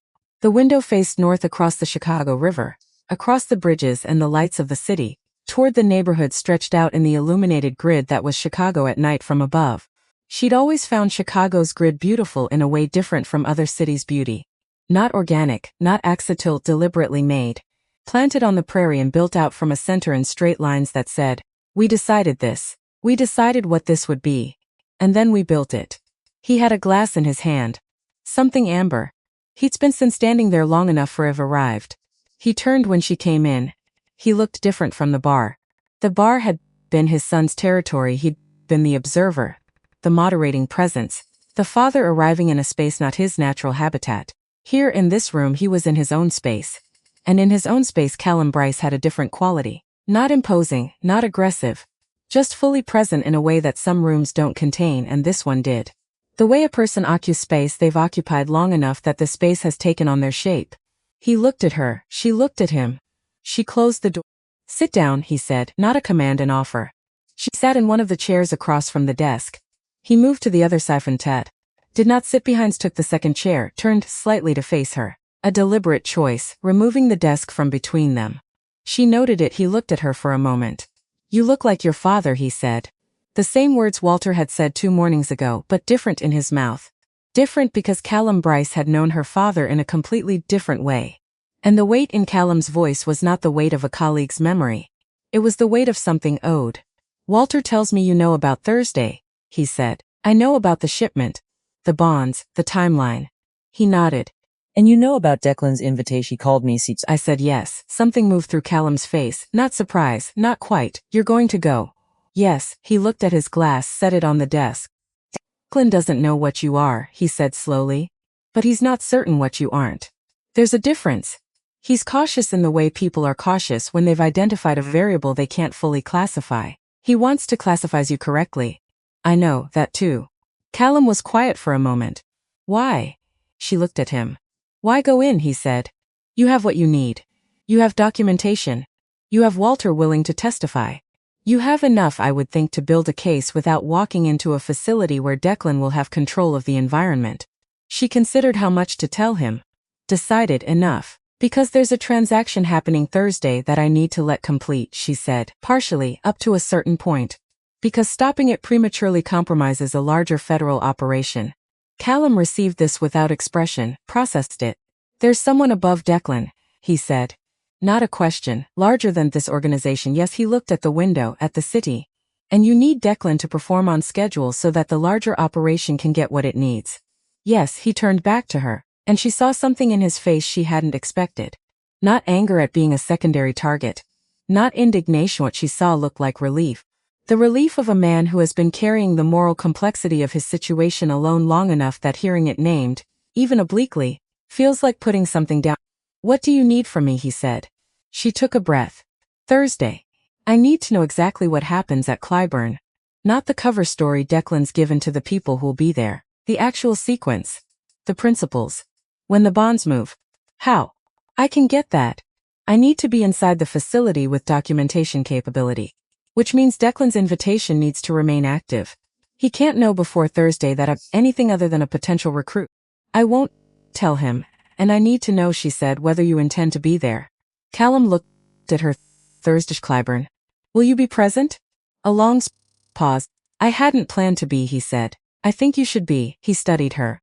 Because she said, if what I think is going to happen actually happens, if Declan goes through with this transaction in full, with full criminal exposure for himself, and what remains of this organization, the only thing that stops it from destroying everyone in it, including people who don't deserve to be destroyed, is a senior principal with standing in the organization making a documented choice in real time to intervene and cooperate. You can't make that choice from here, you have to be there. The room was very qualmed.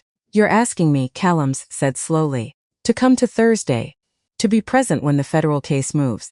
And to do the thing you've been trying to figure out to pound for 7 years, she said, in the one moment where doing it actually matters.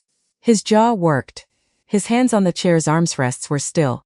She watched his face go through things she couldn't fully read. But Callum Bryce's face was the face of a man whose inner life had learned over 62 years to be extremely private. What moved across it was real, but deeply interior, like watching weather move on the other side of a window. My son, he said. 2 words. She did not respond. Because she knew with the littlage of someone who had sat across from enough people in enough difficult rooms that those 2 words were not a question and not a statement. They were the whole thing. The entire weight of the last 7 years, the decision that had to be made. The thing a father had to be willing to do to a son to make something right that the son had made wrong. My son, he said again. Then he looked at her. And she saw very clearly that he'd already decided. Had decided, she suspected, when he'd walked into the Anchor and Rail on Friday night. Or before, had been deciding for months, maybe years. The Friday visit was not the beginning of the decision. It was confirmation that the moment had arrived. All right, he said. He stood. They looked at each other across the desk. She thought about saying something about her father. About what it had meant to find out what she'd found out. About the specific contour of the grief she'd carried. About what it had cost and what it was costing and what it would continue to cost even after Thursday. She didn't say any of it. Because it wasn't what this moment needed. And because Gerard Caffrey's daughter had not flown across that gap without acknowledging that sometimes the most honest thing you can give another person is the silence that says, I know. I understand what this is costing you and not going to make it cheaper or more expensive with words. She moved toward Liz Caffrey. She stopped. I want to. He paused. Try it again. I know that what I can offer there's no equitable exchange for what happened to your father. For what Declan did, for what I failed to do in response. His voice was steady. The steadiness of enormous effort. But I want you to know that he was not unmourned, not by me. Not for a single day. She stood at the door. Kept her face forward, breathed. Then she opened the door and walked out.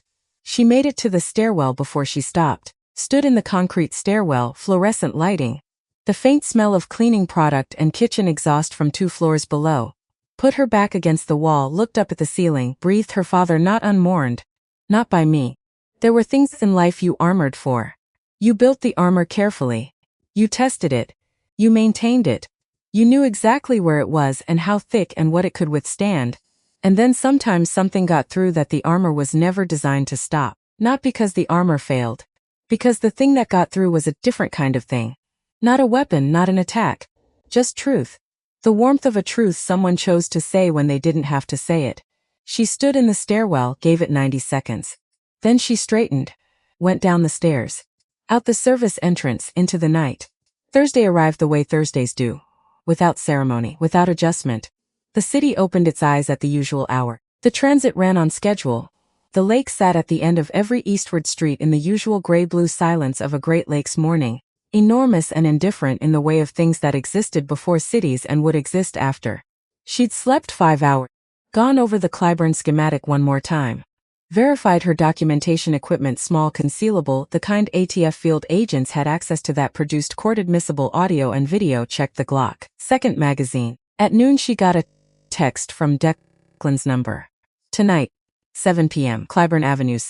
The address. The address followed. 30 seconds later, she texted back, "Thank you. I'll be there." Then she called Walter. "He's confirmed 7 p.m., she said. "I know." He told the Clyburn people to expect a guest. Someone he's considering for administrative operations. That's the cover he's using. Administrative operations. She almost smiled. "Callum? He'll be there. I'm driving him." "Does Declan know Callum is coming?" "Not yet. Callum is going to tell him this afternoon." Framed as a routine check-in. Declan won't have reason to question it. All right, and she waited. There are 6 men at the facility tonight beyond Declan and whatever he's bringing in externally. 4 of them are Declan's directly. 2 are holdovers from the organization proper who report to Callum. Those 2 are going to be told by Callum, before 7, to stay out of whatever happens. They'll comply. 4 men who are Declan's armed, competent, loyal to Declan specifically. She processed this. And the foreign national? Arriving at 7:30. Declan's plan is to have the preliminary documentation complete before the principal arrives. Your invitation, the recruitment cover, is for the 6:30 preliminary. You'll be inside when the transaction principal arrives. Tight, she said. Yes, Walter said. Walter, is there anything about tonight that you haven't told me? A beat? Callum intends to use tonight to make a complete statement to whatever federal presence is in that building, Walter said, including testimony about Declan's role in your father's death. He's prepared to do that in a recorded and documented way that holds up in court. I know that, that's what I asked for.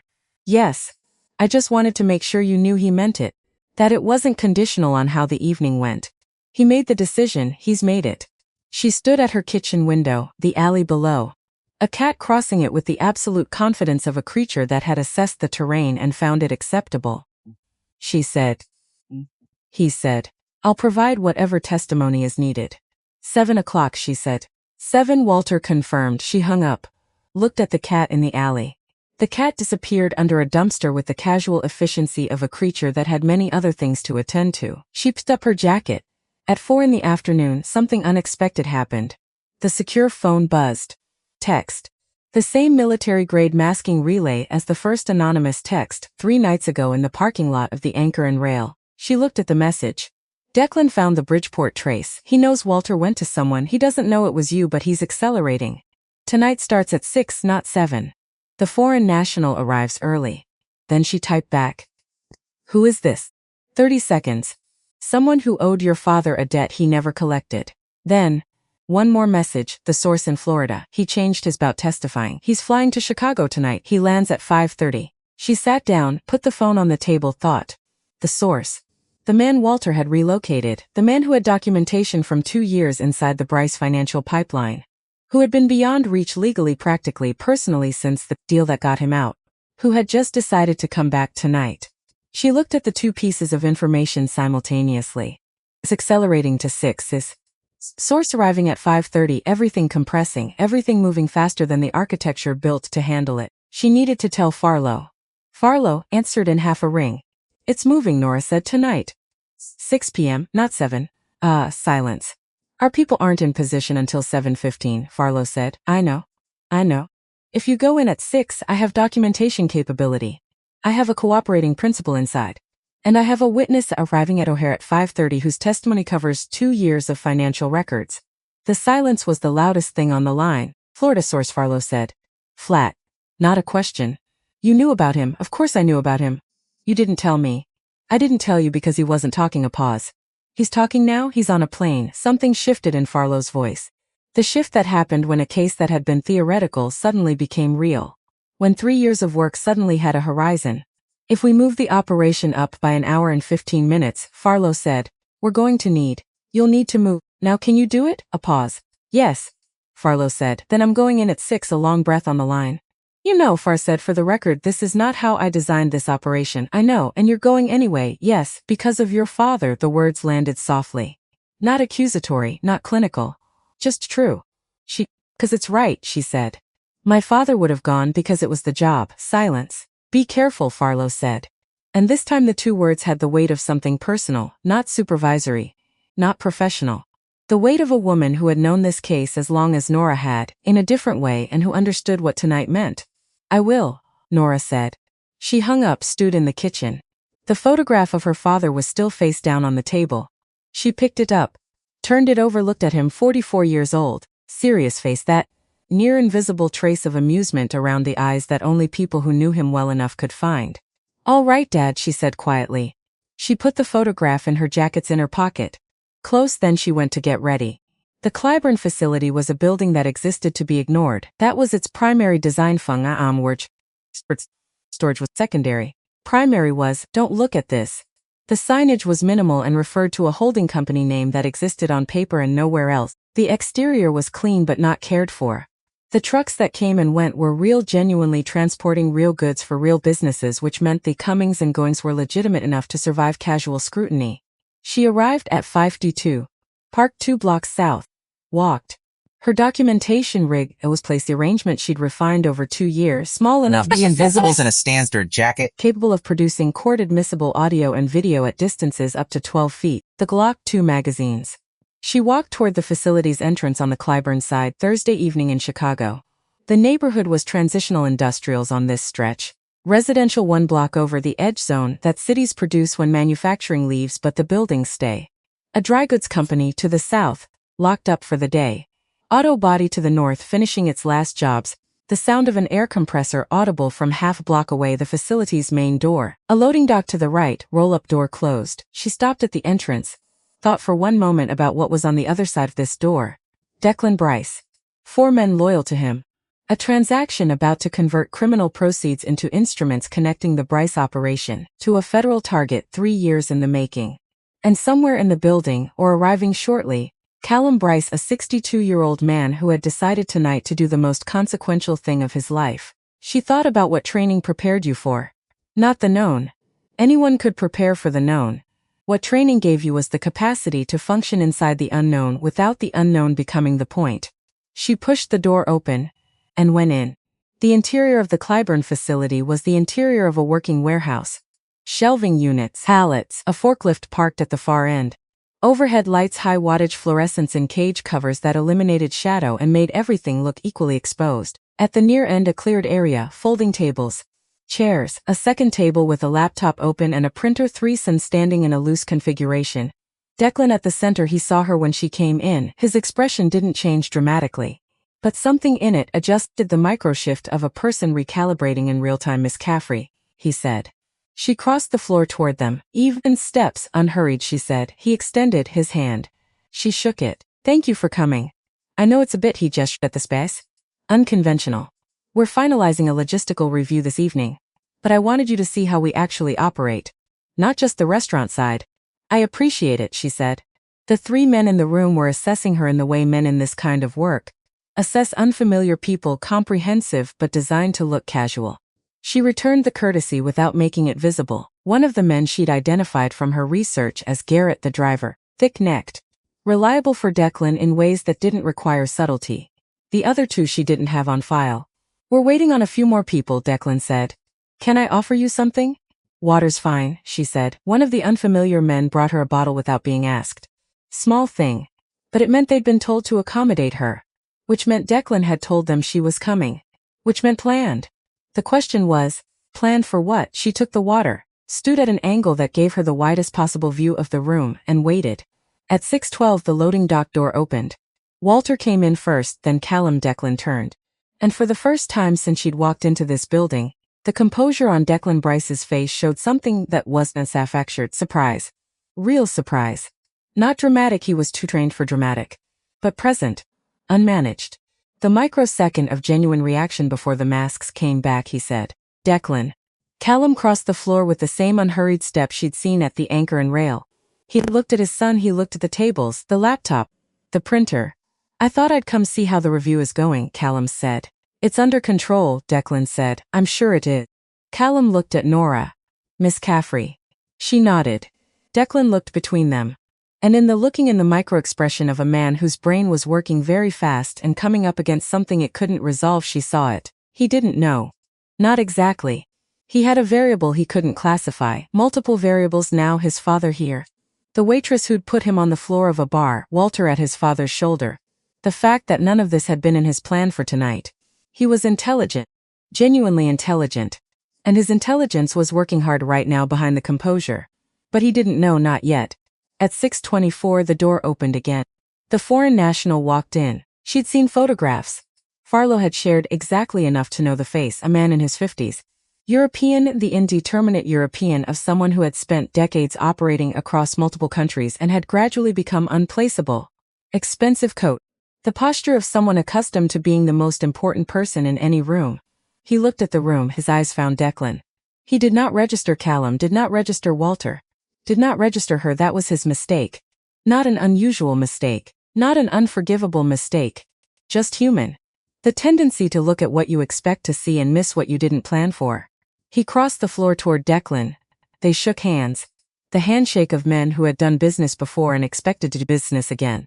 Declan said something to him in a low voice. The foreign national nodded. Moved toward the table with the laptop. And that was when the door opened for the third time. Bridget Farlow came in with 4 agents. Not dramatically. Not with the theatrical staging of an arrest scene from a film. Just walked in. The way professionals walk into a space they've already assessed and entered at the moment of their choosing. Farlow was in a jacket and tactical vest. No drawn weapons. Credentials in her left hand. Federal agents. She said. Not loudly. The room was small enough that loudly was unnecessary. ATF Chicago, I need everyone to stay exactly where they are. The room held its breath. Garrett moved. One of the agents moved faster. The other unfamiliar man reached and stopped when he processed the number of agents in the room. Versus the geometry of his situation. Declan stood very still. His face went through the phases she'd seen in the bar on Friday night, but compressed into a fraction of the time. Because Declan Bryce processing this was not the same as Declan Bryce processing a waitress who'd defended herself. This was something he'd spent his entire adult life building architecture to prevent. And it was here in his building. With his father 3 feet away. The foreign national had gone pale. Standing at the laptop with his hands out from his sides, not raised but not near anything either. The posture of a very experienced man who understood immediately that there were no good moves and was choosing the least bad one. Farlow looked at Nora. Nora looked back. Farlow's expression carried several things simultaneously: confirmation, relief, and the look of a supervisor who was going to have an enormous amount to say about methodology, but was choosing to save it for a context where operational success was not still being secured. Callum Bryce had not moved. He stood where he'd stopped when he crossed the floor. His hands at his sides. His face what it had been since he'd come through the door, composed in the way of someone who had made a decision and was now inhabiting its consequences. He looked at Declan. Declan looked at his father. And in the space between them, the actual physical space, a warehouse floor in Chicago, the air of a Thursday evening in late autumn, the sound of Farlow's agents securing the room around them, something passed. She couldn't name it fully. It was too large and too private for the naming. But it was the thing that passes between a father and a son in the moment when the son understands, for the first time and completely, what the father has done. What side the father has stood on.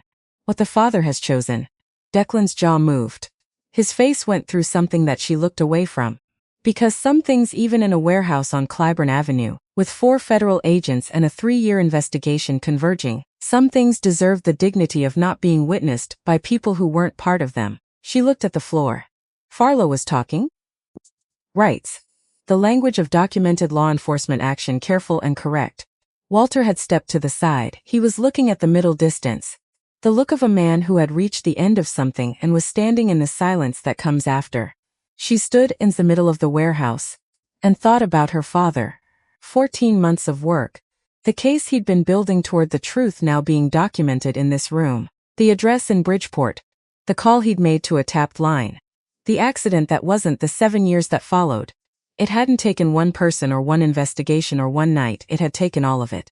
His work and her work and Walter's complicated wrong choices and Callum's 7 years of carrying something and a source in Florida, deciding to get on a plane and an anonymous text from a number she still didn't know the origin of. All of it. Converging on a Thursday in November in a warehouse on Clybourne Avenue. She put her hand briefly to the inside pocket of her jacket, felt the edge of the photograph through the fabric, breathed. Farlow was at her side. "You all right?" Farlow said quietly. "Yes. You went in an hour early." Timeline moved. "You should have called me the moment it moved."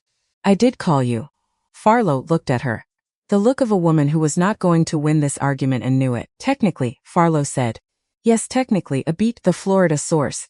He's here? He was at O'Hare at 5. He should be at the field office by now." Farlow shook her head slowly, not in disapproval. In the wonder of someone who had spent 20 years in law enforcement and was still occasionally surprised by the way cases broke. "Your father," Farlow said. "Yeah. He would have gone in early too." She looked at Farlow. Farlow was looking at the room, at the agents working, at the documentation being secured, at the laptop being logged as evidence, at Declan Bryce standing with his wrists being cuffed in the professional and unhurried manner of agents who did not need to make a point with their actions. "He would have," Nora said. "I know. I knew him. Not well. But enough to know that." She looked at Nora. "You've got his instincts." Nora said nothing. "Not a compliment," Farlow said, the corner of her mouth moving slightly. "Just a fact." She turned and walked back toward her agents, and Nora stood alone in the middle of the Clybourne warehouse. Chicago, Thursday night. The fluorescent lights humming as above. The sound of procedure and documentation and law moving through its careful paces around her. She kept her hand on the photograph through the fabric. It wasn't over, but it was beginning to be. The night after the Clybourne arrest, Chicago got cold. Not the gradual cold of autumn deepening, the sudden cold. The kind that arrives overnight like a decision already made you go to sleep in one season and wake up in another. And the city doesn't apologize for it because the city has never apologized for anything in its life. Nora sat in her car outside the federal building on South Dearborn and watched her breath fog the windshield. 3 hours inside. 3 hours of statements and documentation, and the careful procedural architecture of a federal operation processing its own success. Farlow's people were thorough. They were always thorough. The thoroughness was the point. A case built sloppy was a case that collapsed at trial, and Farlow had not spent 3 years on this to watch it collapse. So, 3 hours. And now the windshield fogging and the cold and the silence of a city that had gone on doing what cities do while something enormous happened inside one of its warehouses. She hadn't called anyone. There was no one to call. That was the shape of her life these past 2 years. Built narrow. Built functional. Built for exactly this purpose and not much else, which had been the right architecture for the work. But architecture that fits one thing rarely fits another. And sitting in the car at 11 p.m. with the cold pressing at the glass, she was aware of the narrowness in a way she hadn't been for a long time. Her phone buzzed. "Walter." She answered. "They're processing Declan at the Metropolitan Correctional Center," Walter said. His voice carried the flattened quality of a man who had passed through something large and come out the other side, and hadn't yet decided what the other side was. "I know. The foreign national is in federal custody. Farlow's people have the laptop and the bonds. I know that too." A pause. "Callum is at the building. His lawyer is with him. He's giving the preliminary statement tonight." She looked at the federal building through the fogged windshield. "He won't wait until morning," she said. "He said he didn't want to sleep with it unsaid." A beat. His words. She thought about Callum Bryce, 62 years old, standing in a federal building on a Thursday night, choosing to talk before morning. Not because his lawyer advised it. She suspected his lawyer had advised the opposite. Because he'd made a decision, and Callum Bryce, once he made a decision, did not find ways to delay the consequences of it. "What about you?" she said. Walter was quiet for a moment. "Tomorrow morning 9 a.m. I spoke with an attorney this evening. He's honest about what it looks like, which I appreciate more than comfort at this point." Walter. "Yes. You turned it right. That's worth something." The silence on the line was long.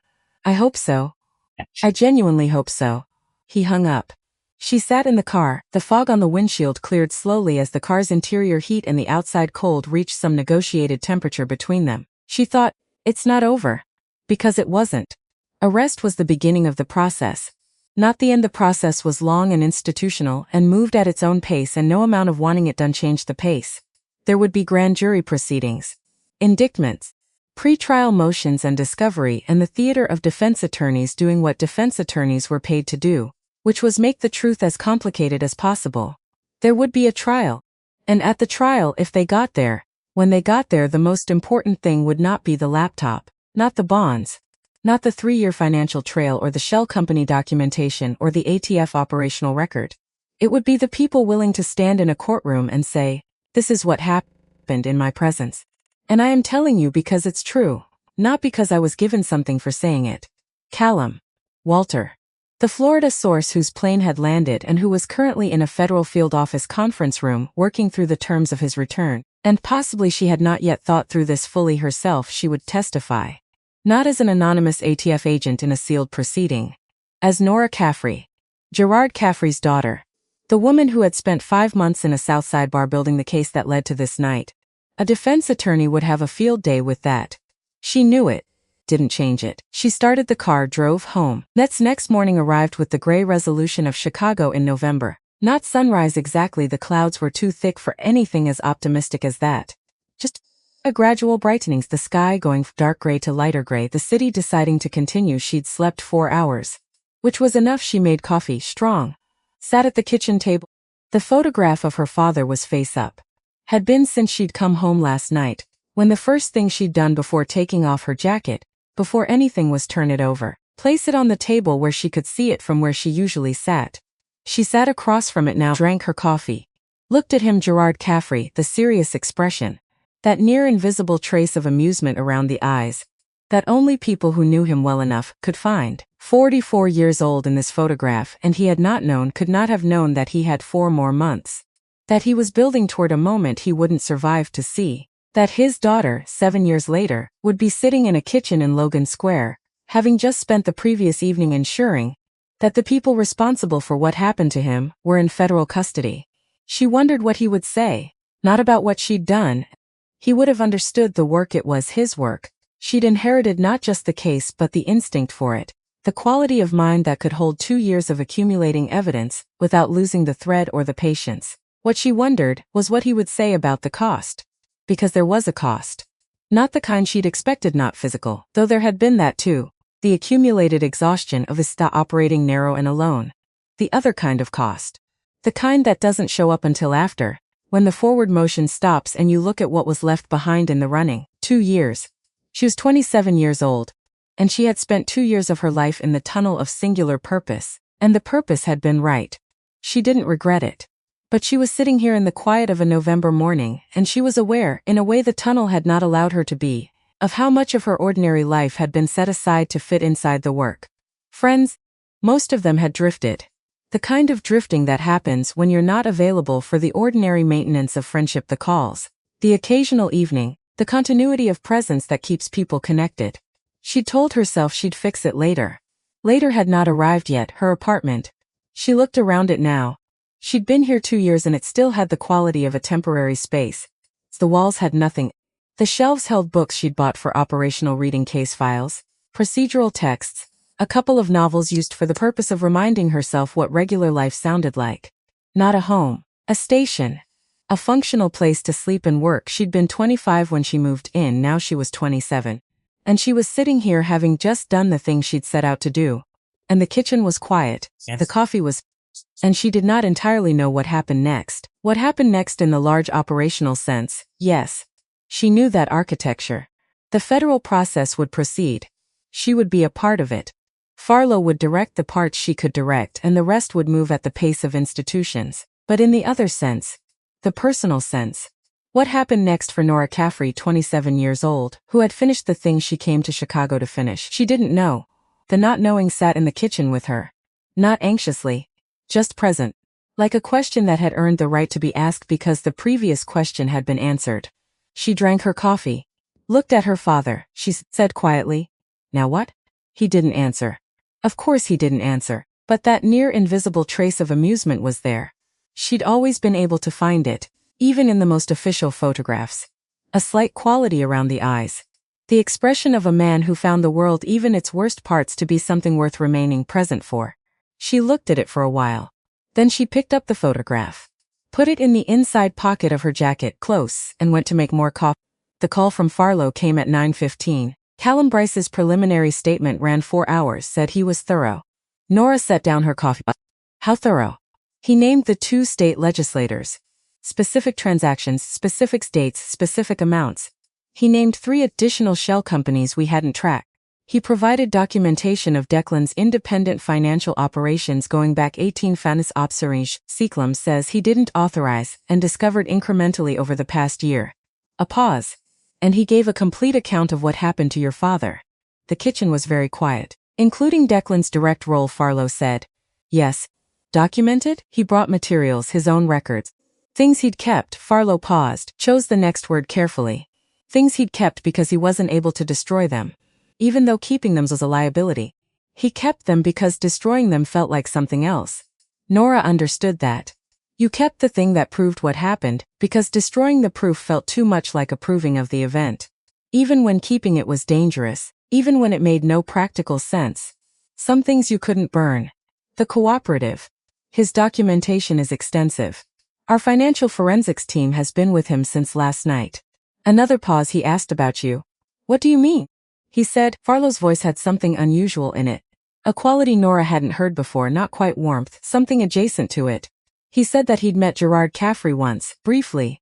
During the time he was inside the Bryce organization. He said your father had treated him not differently than the job required. Just treated him like a person. And that he'd thought about that over the years.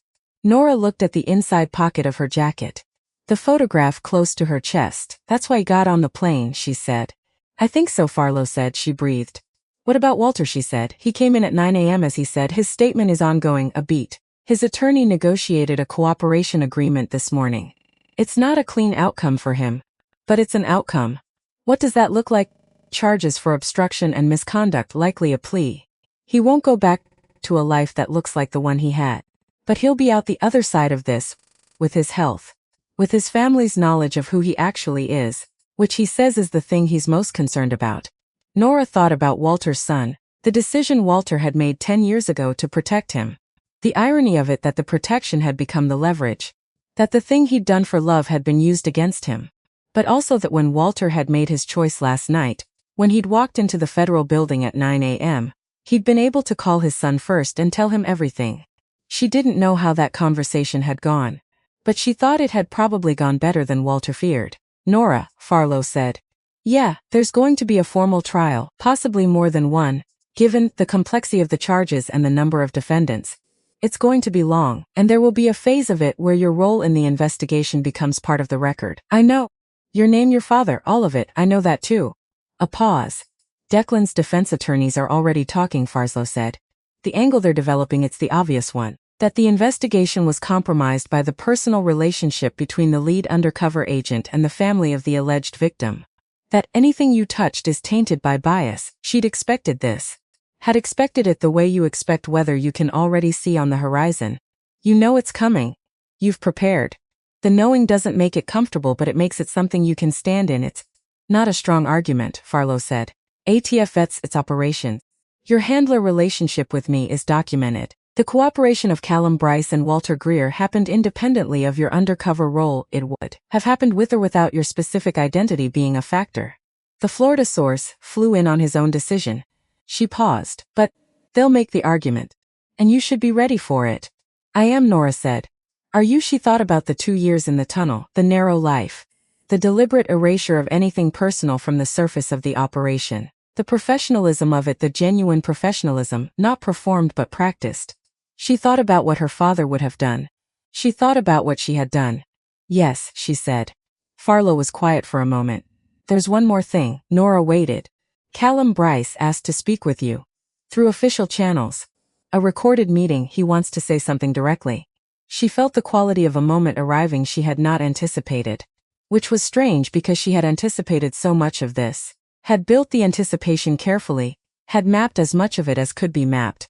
But this Callum asking to speak with directly, formally, on the record, this was a variable she hadn't placed. She said. This afternoon. If you're willing. She looked out to the kitchen window. The alley. The gray morning. A pigeon on the dumpster, examining something with the focused pragmatism of creatures that survive by not being sentimental about their options. I'm willing, she said. The meeting room in the federal building was the kind of room designed by someone who had thought carefully about nothing. Beige carpet. A table longer than it needed to be. Fluorescent lighting that didn't quite commit to any particular color temperature. A window with blinds adjusted to the exact angle that admitted the least useful amount of light. She arrived at 2:15. Callum Bryce was already there. He was at the far end of the table. His attorney, a trim man in his 50s, with the precise, slightly exhausted quality of a lawyer who had been in this particular room, or rooms very like, many times, sat to his right. A federal recording device in the center of the table. A representative from Farlow's office at the near end. She came in. Callum looked up. He looked different than he'd looked at the anchor and rail. Different than he'd looked at the restaurant on Wednesday night. Not older exactly, though there was that. Something had settled in his face overnight. The settling of a man who has been carrying a particular posture for a long time and has finally set it down. Not relief. Not peace. Something more honest than either of those words. Just real. She sat down across from him. His attorney said something procedural about the nature of the meeting and the recording and the parameters. She heard it and did not need to hear it. Her attention was on Callum's face. When the attorney finished, Callum looked at her directly. I asked for this meeting because there are things I want to say to you that are not part of any legal proceeding. Things I want you to hear as a person and not as an agent or as a witness. She nodded. I'm listening. Callum looked at the table for a moment. His hands were in front of him, flat. The hands of a man who had worked with his hands in ways a restaurant owner's hands don't usually show, not rough, but substantial. Your father, he said, Gerard Caffrey. He said the name the way you say the name of someone you've carried for a long time. Not easily. Not painfully, just with weight. I met him once, before everything, before the investigation, before any of it. It was at a charity function. One of those evenings where half the room knows what the other half of the room actually does, and the agreement is that nobody mentions it. A slight movement at the corner of his mouth. He was pointed out to me as a federal man I should be aware of. Which I was aware of. He looked up at her. He was arguing with a city alderman about a zoning decision. Loudly. In the middle of a fundraising dinner. The alderman was wrong, your father was right. And he didn't stop being right just because people around him were uncomfortable. Another pause. I found that admirable. Even from where I was standing. She kept her face still. But something behind her sternum was doing something she didn't have full control over. I want you to know, Callum said, that what Declan did, the decision he made, was not something that I sanctioned. Was not something I would have sanctioned. And was not something I knew about until it was done.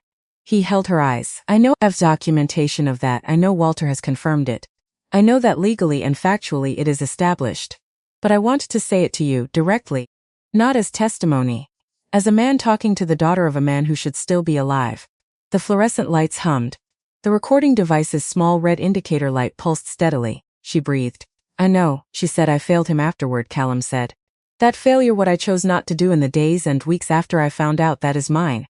Fully no qualification. I had information that could have opened the investigation. I held it because I couldn't bring myself to do to my son what my son deserved to have done to him. He paused. A father protecting his child is something most people can understand, but understanding it doesn't make it right. She thought about Walter. About the same logic. A father protecting his son. Two different men, two different sons, the same failure of moral courage dressed in the most sympathetic possible clothing. Love. Why are you telling me this in person? She said. You've already told it to federal agents. It's in the record. Why this meeting? Callum looked at her for a long moment. Because the record doesn't have a face. And you do. He let that sit. You sat in a bar for 5 months and waited and watched and built something that I wasn't asked to build in 7 years, and you did it because of him. Because of what he was to you. He paused. The least I can do is look you in the eye when I tell you that he mattered. That it mattered. That what happened to him was wrong, and I knew it was wrong from the moment I found out. And I have not had a day since where I didn't know it. She sat very still, thought about what this cost him to say. Not the legal cost. The personal cost. Cost of sitting across-eyed from the person whose life you helped damage, not directly, not intentionally, but consequentially, and owning the damage without flinching from the owner of it. She'd been in rooms with people who couldn't do that. Most people couldn't do that. It required a quality of character. Not good character exactly. Not clean character. The character of someone who had done wrong things and knew they'd done wrong things, and was no longer willing to spend energy on the complicated architectures of not quite admitting it. I have a question, she said. Callum nodded. If Declan had come to you, that night 7 years ago, if he had told you what he was thinking of doing, what would you have done? The question sat between them. His attorney shifted slightly. Callum looked at her steadily. I would have stopped him, he said. How? Anyway necessary. And in the flatness of those 3 words, the complete absence of qualification, she believed him. She looked at the table, then back at him. Okay, she said. Not forgiveness, she had not offered forgiveness and would not today and might not ever. Some things were not hers to forgive and others were hers to carry for as long as they needed to be carried. But something smaller and harder to name. An acknowledgement that she had heard him. That the hearing meant something. That in the particular ledger of this moment, in this beige room on this gray Chicago afternoon, something had been registered. Not settled, never fully settled. But registered.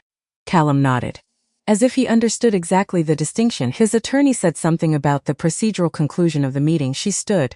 So did Callum. She extended her hand. He shook it. His grip was the grip of a man not performing anything. Just the grip.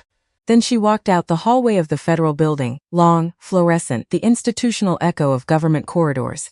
She walked to the end of it, found the stairwell, went up 2 floors to a landing where nobody was, sat on the top step, put her elbows on her knees, and breathed. Because the room had taken something.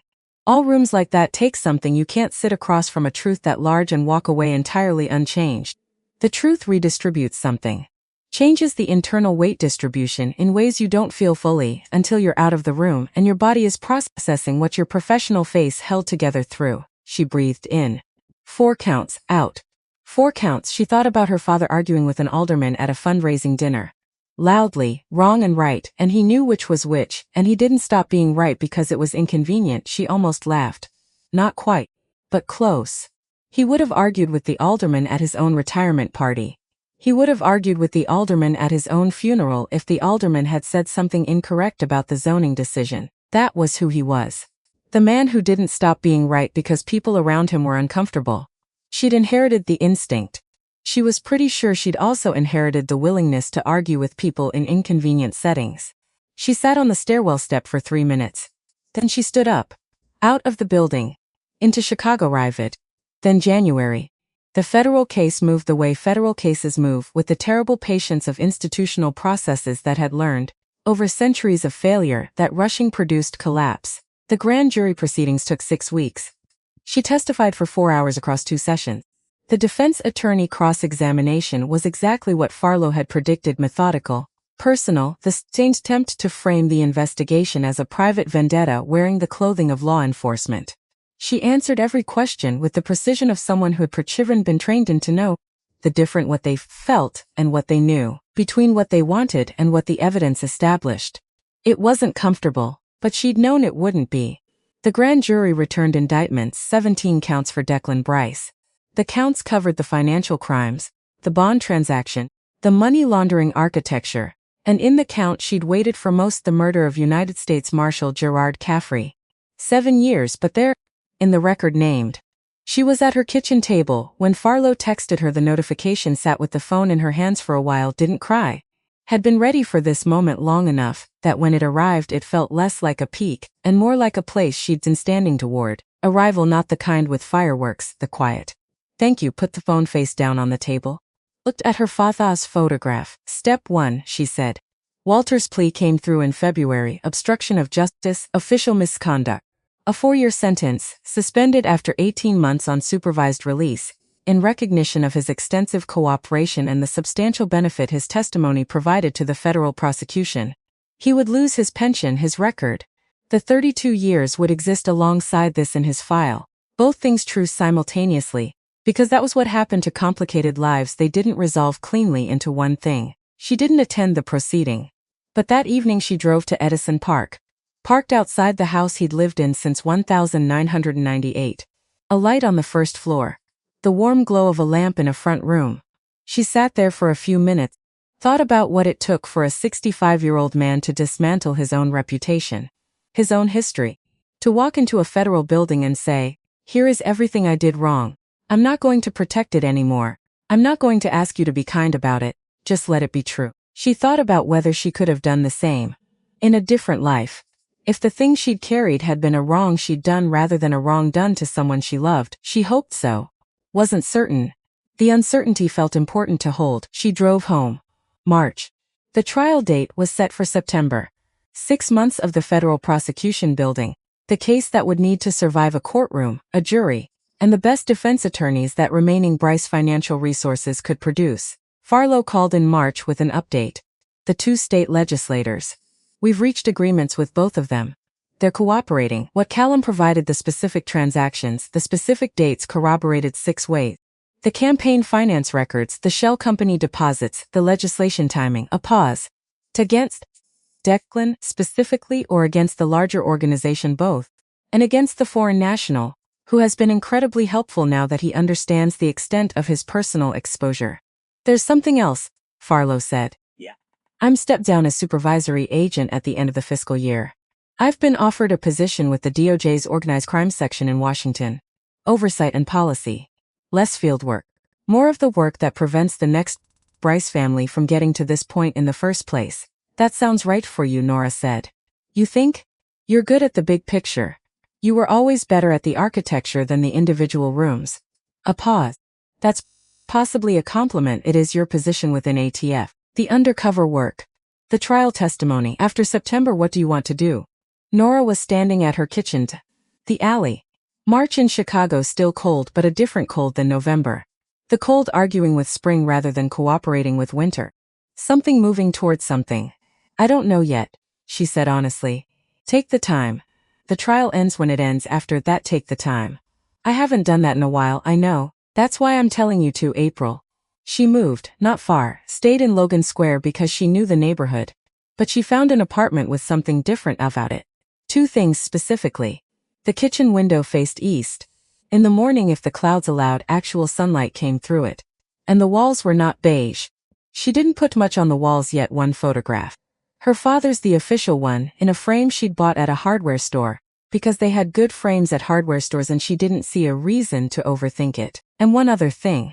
A drawing she'd found in her father's effects when she'd finally gone through the storage unit she'd been paying for in Bridgeport for 3 years.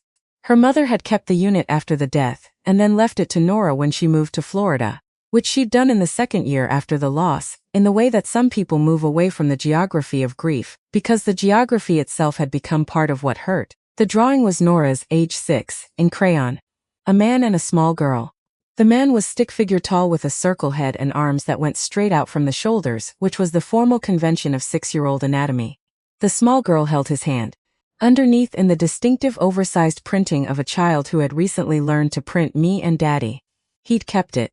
In a box of case files and legal pads and the accumulated paperwork of a life in federal law enforcement, he had kept a crayon drawing of himself and his daughter. She hung it next to the official photograph, stepped back, looked at the two of them together. The official photograph, the crayon drawing. The man he was at work and the man he was to her, and the fact that these 2 things were the same man, not in conflict, not divided, just the full picture. She stood there for a while, then she went to make coffee. She started running again. Not because she'd stopped for operational reasons. She'd maintained fitness throughout the 2 years, because fitness was functional. But there was a difference between maintaining fitness for a purpose and running. Because the morning was there, and the lakefront path was there, and her body remembered the pleasure of motion for its own sake. She ran along the lakefront near Lake Michigan in May. The cold still in the water would be until June, maybe later, but the light changed in May. The quality of the light over the lake. The particular blue-gray of the water in spring morning light, different from the blue-gray of winter. The same color in some technical sense, but different in the way it received the light, in the way it reflected it. She ran south from her usual access point, past the harbors, past the park, the city to her left, the lake to her right, and between them this strip of path that Chicago had decided to keep for people rather than buildings, which was one of the decisions she'd always admired about this city. Not every city decided that Chicago had. She ran and thought about nothing in particular. Or rather, she let her mind do what trained minds do in motion, which is process without directing. The preparation. The 6 months of work ahead. The question Farlow had asked about what she wanted to do after September. The question she hadn't answered. She hadn't answered it because she genuinely didn't know, which was, she was learning all right. The not knowing was not the same as having no future. It was the knowing of someone who'd spent a long time moving toward a single defined thing, and had arrived and now needed to let the next thing emerge rather than forcing it. Her father had not forced the things in his life, he'd let them find him. That was what her mother had said once.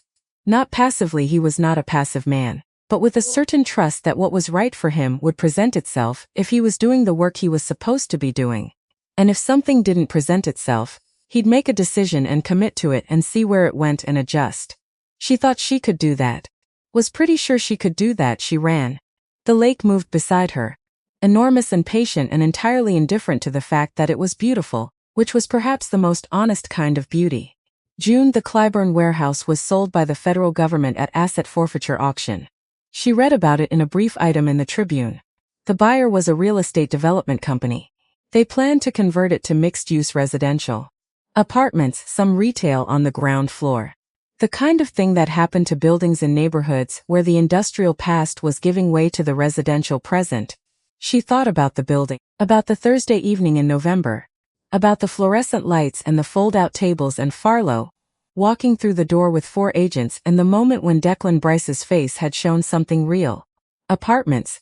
People would sleep there, cook in kitchens, put children to bed, live ordinary lives in a building that had held something else on its last operational night that seemed right, somehow. The ordinary on top of the extraordinary. Not erasure. Just continuation. She drove past it once that month, slowed down, looked at it, then drove on.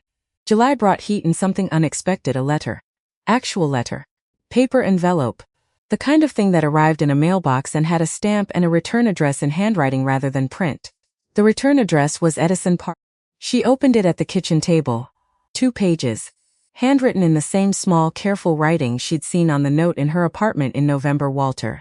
He wrote to tell her that his son had come to Chicago, had stayed for 2 weeks, had listened. They'd walked through everything: the original decision a decade ago, the Bridgeport decision 7 years ago, the years between. Walter wrote about it with the careful honesty of a man no longer in the business of protecting his own narrative. He wrote, "My son is angry.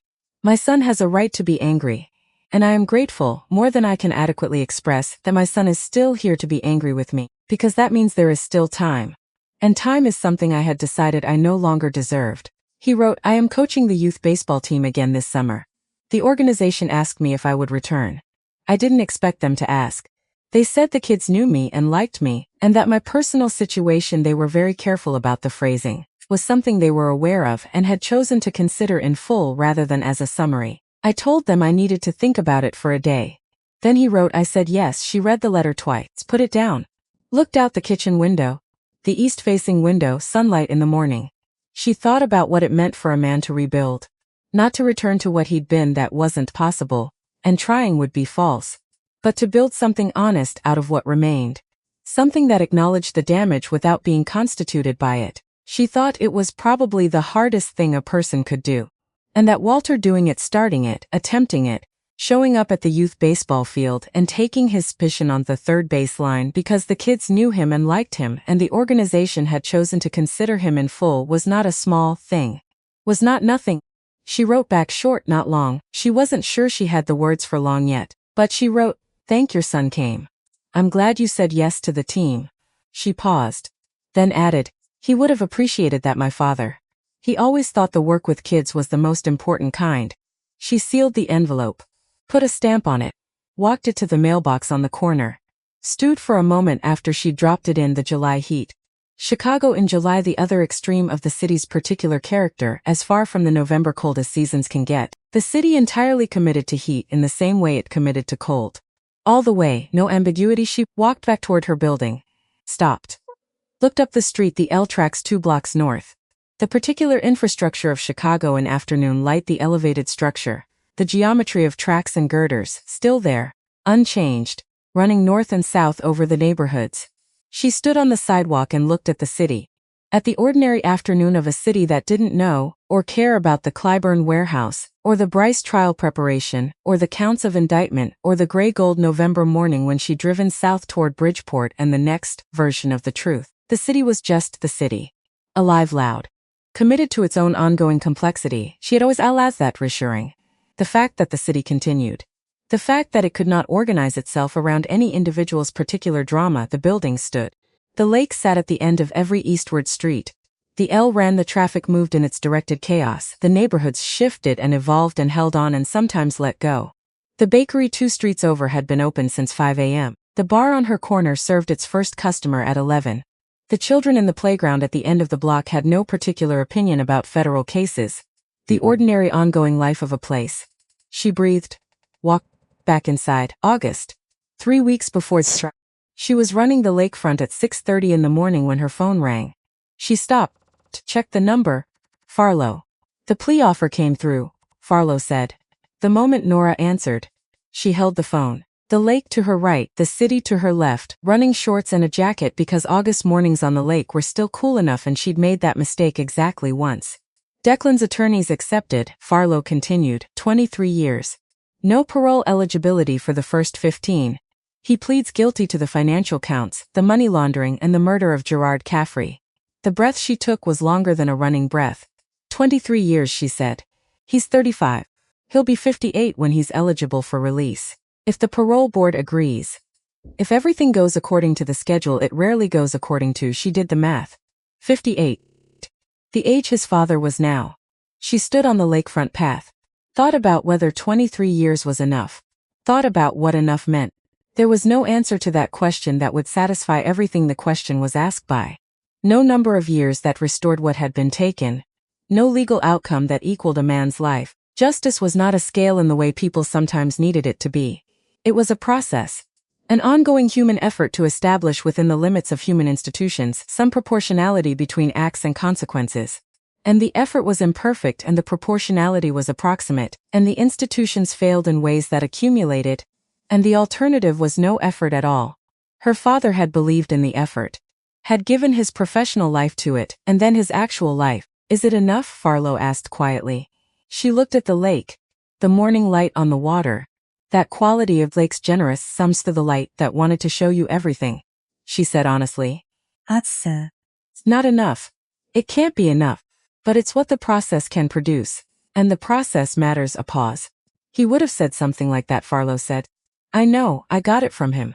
She heard Farlow breathing on the other end of the line. The breathing of a woman who had worked this case for 3 years and had now arrived at its resolution, and was standing in the place that arrival produced.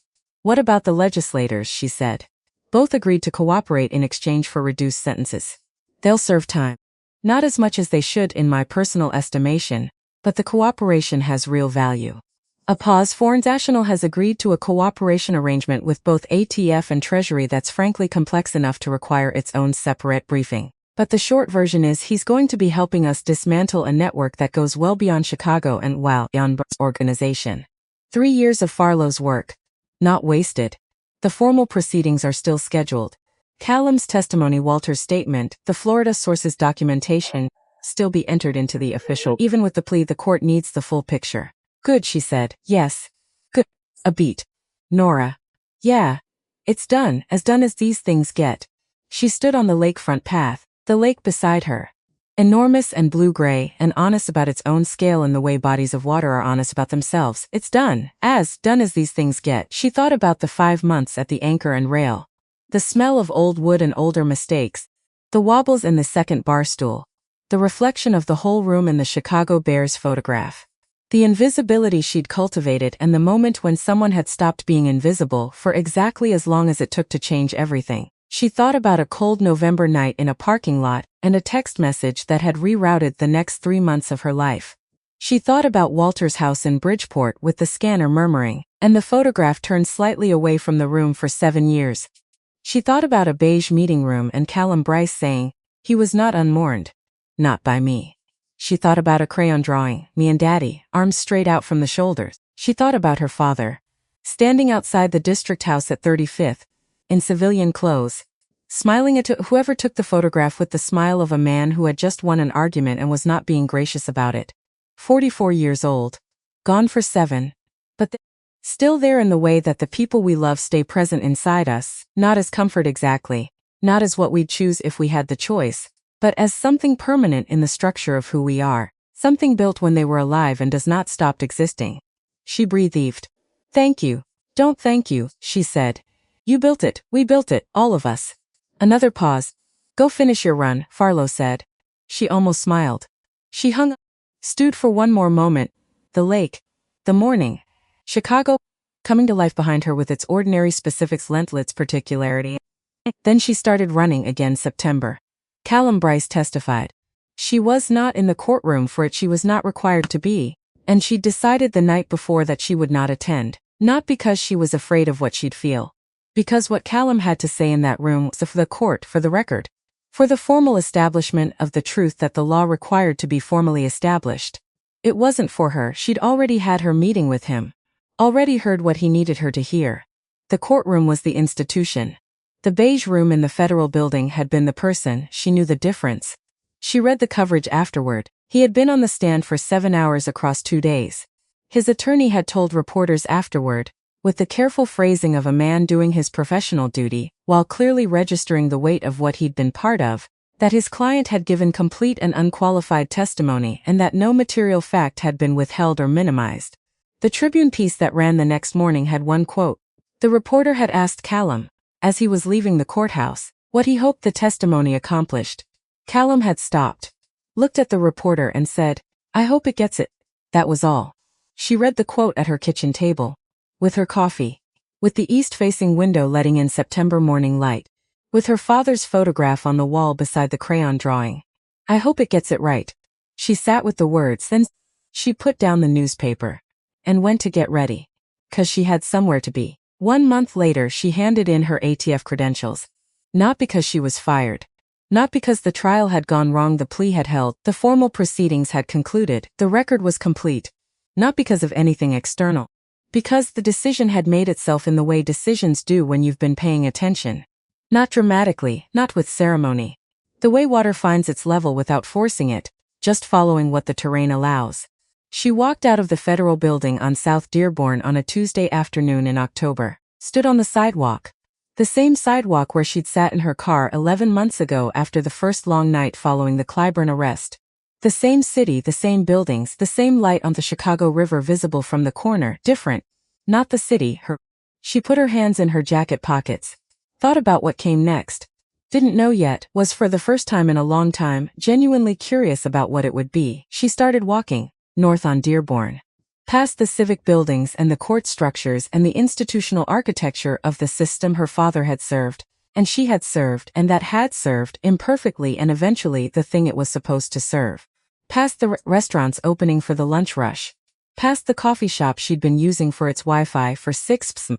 Past the newsstand that still existed here in the way of newsstands that had existed in their spot long enough to become geographical features. She walked north and turned east, toward the lake.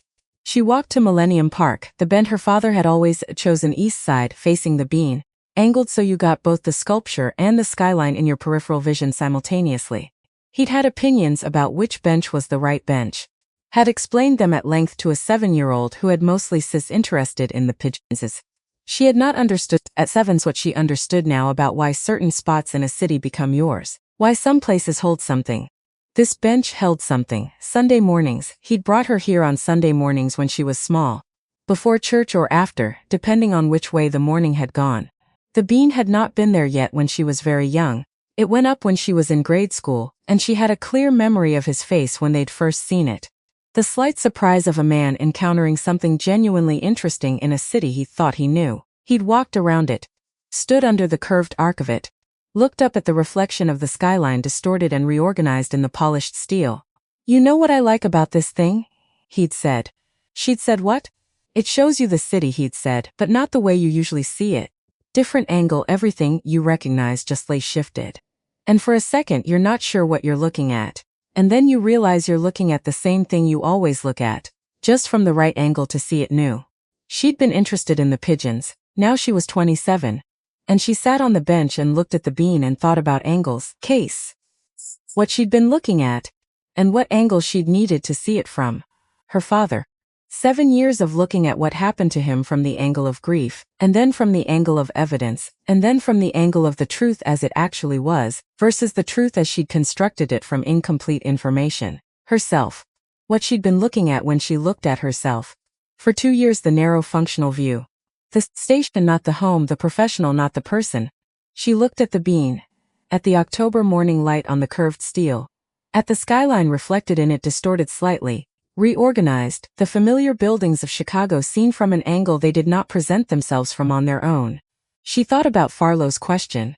What do you want to do after September? She thought about it now with the space to think about it that this morning had.